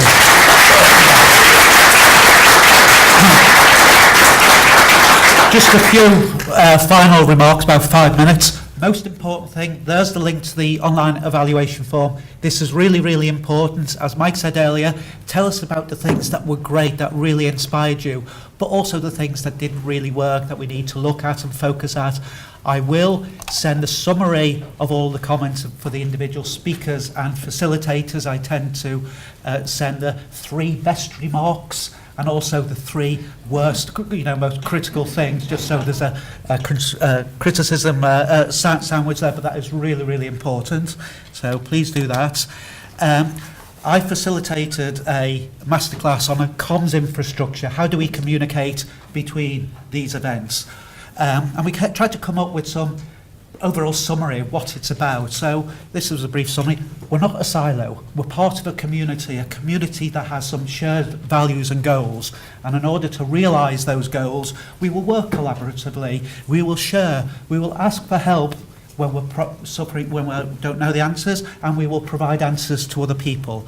And we will use a portfolio of tools and services to help achieve these goals. It used to be we did everything on the web support Gmail list, and there were over 2,000 posts back in 2002, and last year there were 22 posts. And people on my session said, what's Gmail list, what's web support? We've moved on. So we tried to identify some particular tools and services that we could use. We're not going to mandate any tools. People will have different preferences, but some ideas about the sharing across the community. So some suggestions. Let's look at St Andrew's Digital Communications blog. We heard yesterday about, yes, that works. People are really doing it. It takes a couple of hours, for a post, but that's shared and that's part of the job. Maybe we should look at that within our own particular context, and maybe we could aggregate those institutional digital blogs. Or maybe we have got the IWMW.org blog, few posts typically around this event, but maybe we have it during the year. Imagine, there are over 100 people here. If you all manage to find 2 hours to write a blog post between now and next year, we'd have 100 posts. It might be sharing the things that you're proud of, or the things that you're finding difficult. So that would be good. We'll be looking at the ownership of guest editors for the blog later on.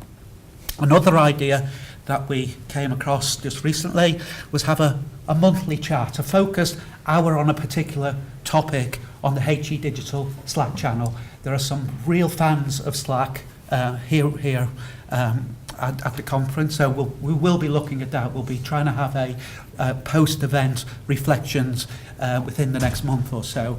But also private chats are fine. We have private chats in the bar and here, and we have actually looked at the stats, and there's lots of private chats. We don't know the content clearly, but we know there are lots of one-to-one chats going on in things like Slack. And another suggestion, maybe if the writing a blog post is too much of a, too difficult, maybe just say what blog post you would love to read. So share on a channel the blog post that you would really love to read. So it might be how I solve my CMA problems. If only somebody had written that, I would really read it. So come out with the ideas, and then that might encourage people to write about this. A few years ago, we used one of these new services. It was a LinkedIn group, the UK HE Web Professionals group, and it was, well, maybe we need to revive that. So there'll be some discussions about that and ways of using it. Don't forget the physical world. We heard just earlier on about the regional group meetings. Claire mentioned the point, and yes, we can learn a lot from the approaches taken in Scottish Web Post. And Claire, I know Cambridge is a long way from other places, but the University of Highlands and Islands is quite away from everywhere as well. And maybe even ring up people and say, oh, we met at such and such. Do you know, you were talking about that. So there are all of these type of opportunities. So we can look at the communications channel, and maybe next year we can evaluate these things. What worked? What are the things that we should be sharing and saying, yes, this is what we're using? And I'm talking about next year. So this is a question that people have asked me, and let me reveal the answer. There will be an event next year. Yes, that's great. And even if I get knocked down by a bus, I think we'd still manage to continue it. But the other people, where will it be held? And now I can make an official announcement, and it will upset some people. It will be held north of Canterbury. And in the pub last night, are the Cornish people here? Oh, thank God. They were really keen. Look at that big area over in the West Country. It's never been there. So, unfortunately, it won't be at Falmouth. It'll be somewhere else.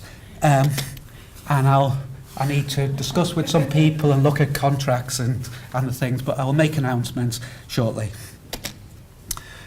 maybe you've got some great ideas of how this event can be improved for next year.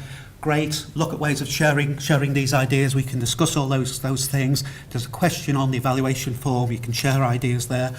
But you might want to say, I want to write a blog post on the blog right now, when I get back, within the next week. Show of hands, anybody who would be willing to write a blog post, reflections on this event within the next 7 days. Right. So several people put their hands up. So there you are at the back. Sorry, I've forgotten your name. Willow, yes. Prize. We have got a prize left, haven't we? Thank you. So take a prize at the end. Thank you for that. And thanks. Well, Mike has really said this. Thanks to all the speakers and facilitators. 43. Wow. About 33%, 32% of the audience. That's really great. Sharing, telling those stories, learning, engaging with people. The session chairs, members of the advisory group, well, Mike's done this, but I would really want to say, but especially to Claire, because it's been really great working with somebody, and I'm sorry I was hassling you with all of those messages. I saw you were online, and I thought I could have a chat with you. I didn't know that you were at a music gig or something like that. So thanks for Claire. Claire is now an independent consultant, so she'll be looking for work opportunities. She's done some work for Loughborough University, and wouldn't it be great? You know Claire, you've met Claire, you trust Claire. Why don't you hire her for a short time? Or why don't you just say, Claire, your leadership masterclass, that was really, really great. If we paid you some money, could you run it in our institution?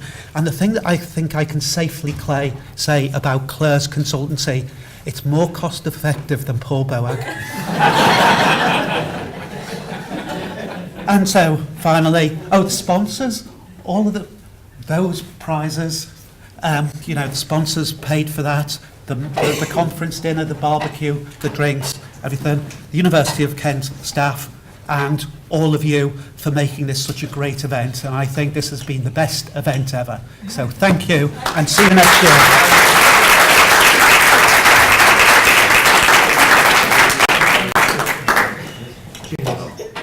Thank you for joining us online for IWMW 2017. We hope that you have enjoyed our online coverage of this year's event, which has been brought to you thanks to the generosity of our sponsors, TerminalFOUR. We would like to thank our hosts at the University of Kent for their support and all of our speakers for their contributions. Please continue to share your reactions to the topics we've discussed at IWMW using the IWMW17 hashtag. Don't forget you can also join the ongoing conversation in the community's HE Digital channel on Slack at he-digital.slack.com. Thank you once again for joining us for IWMW 2017.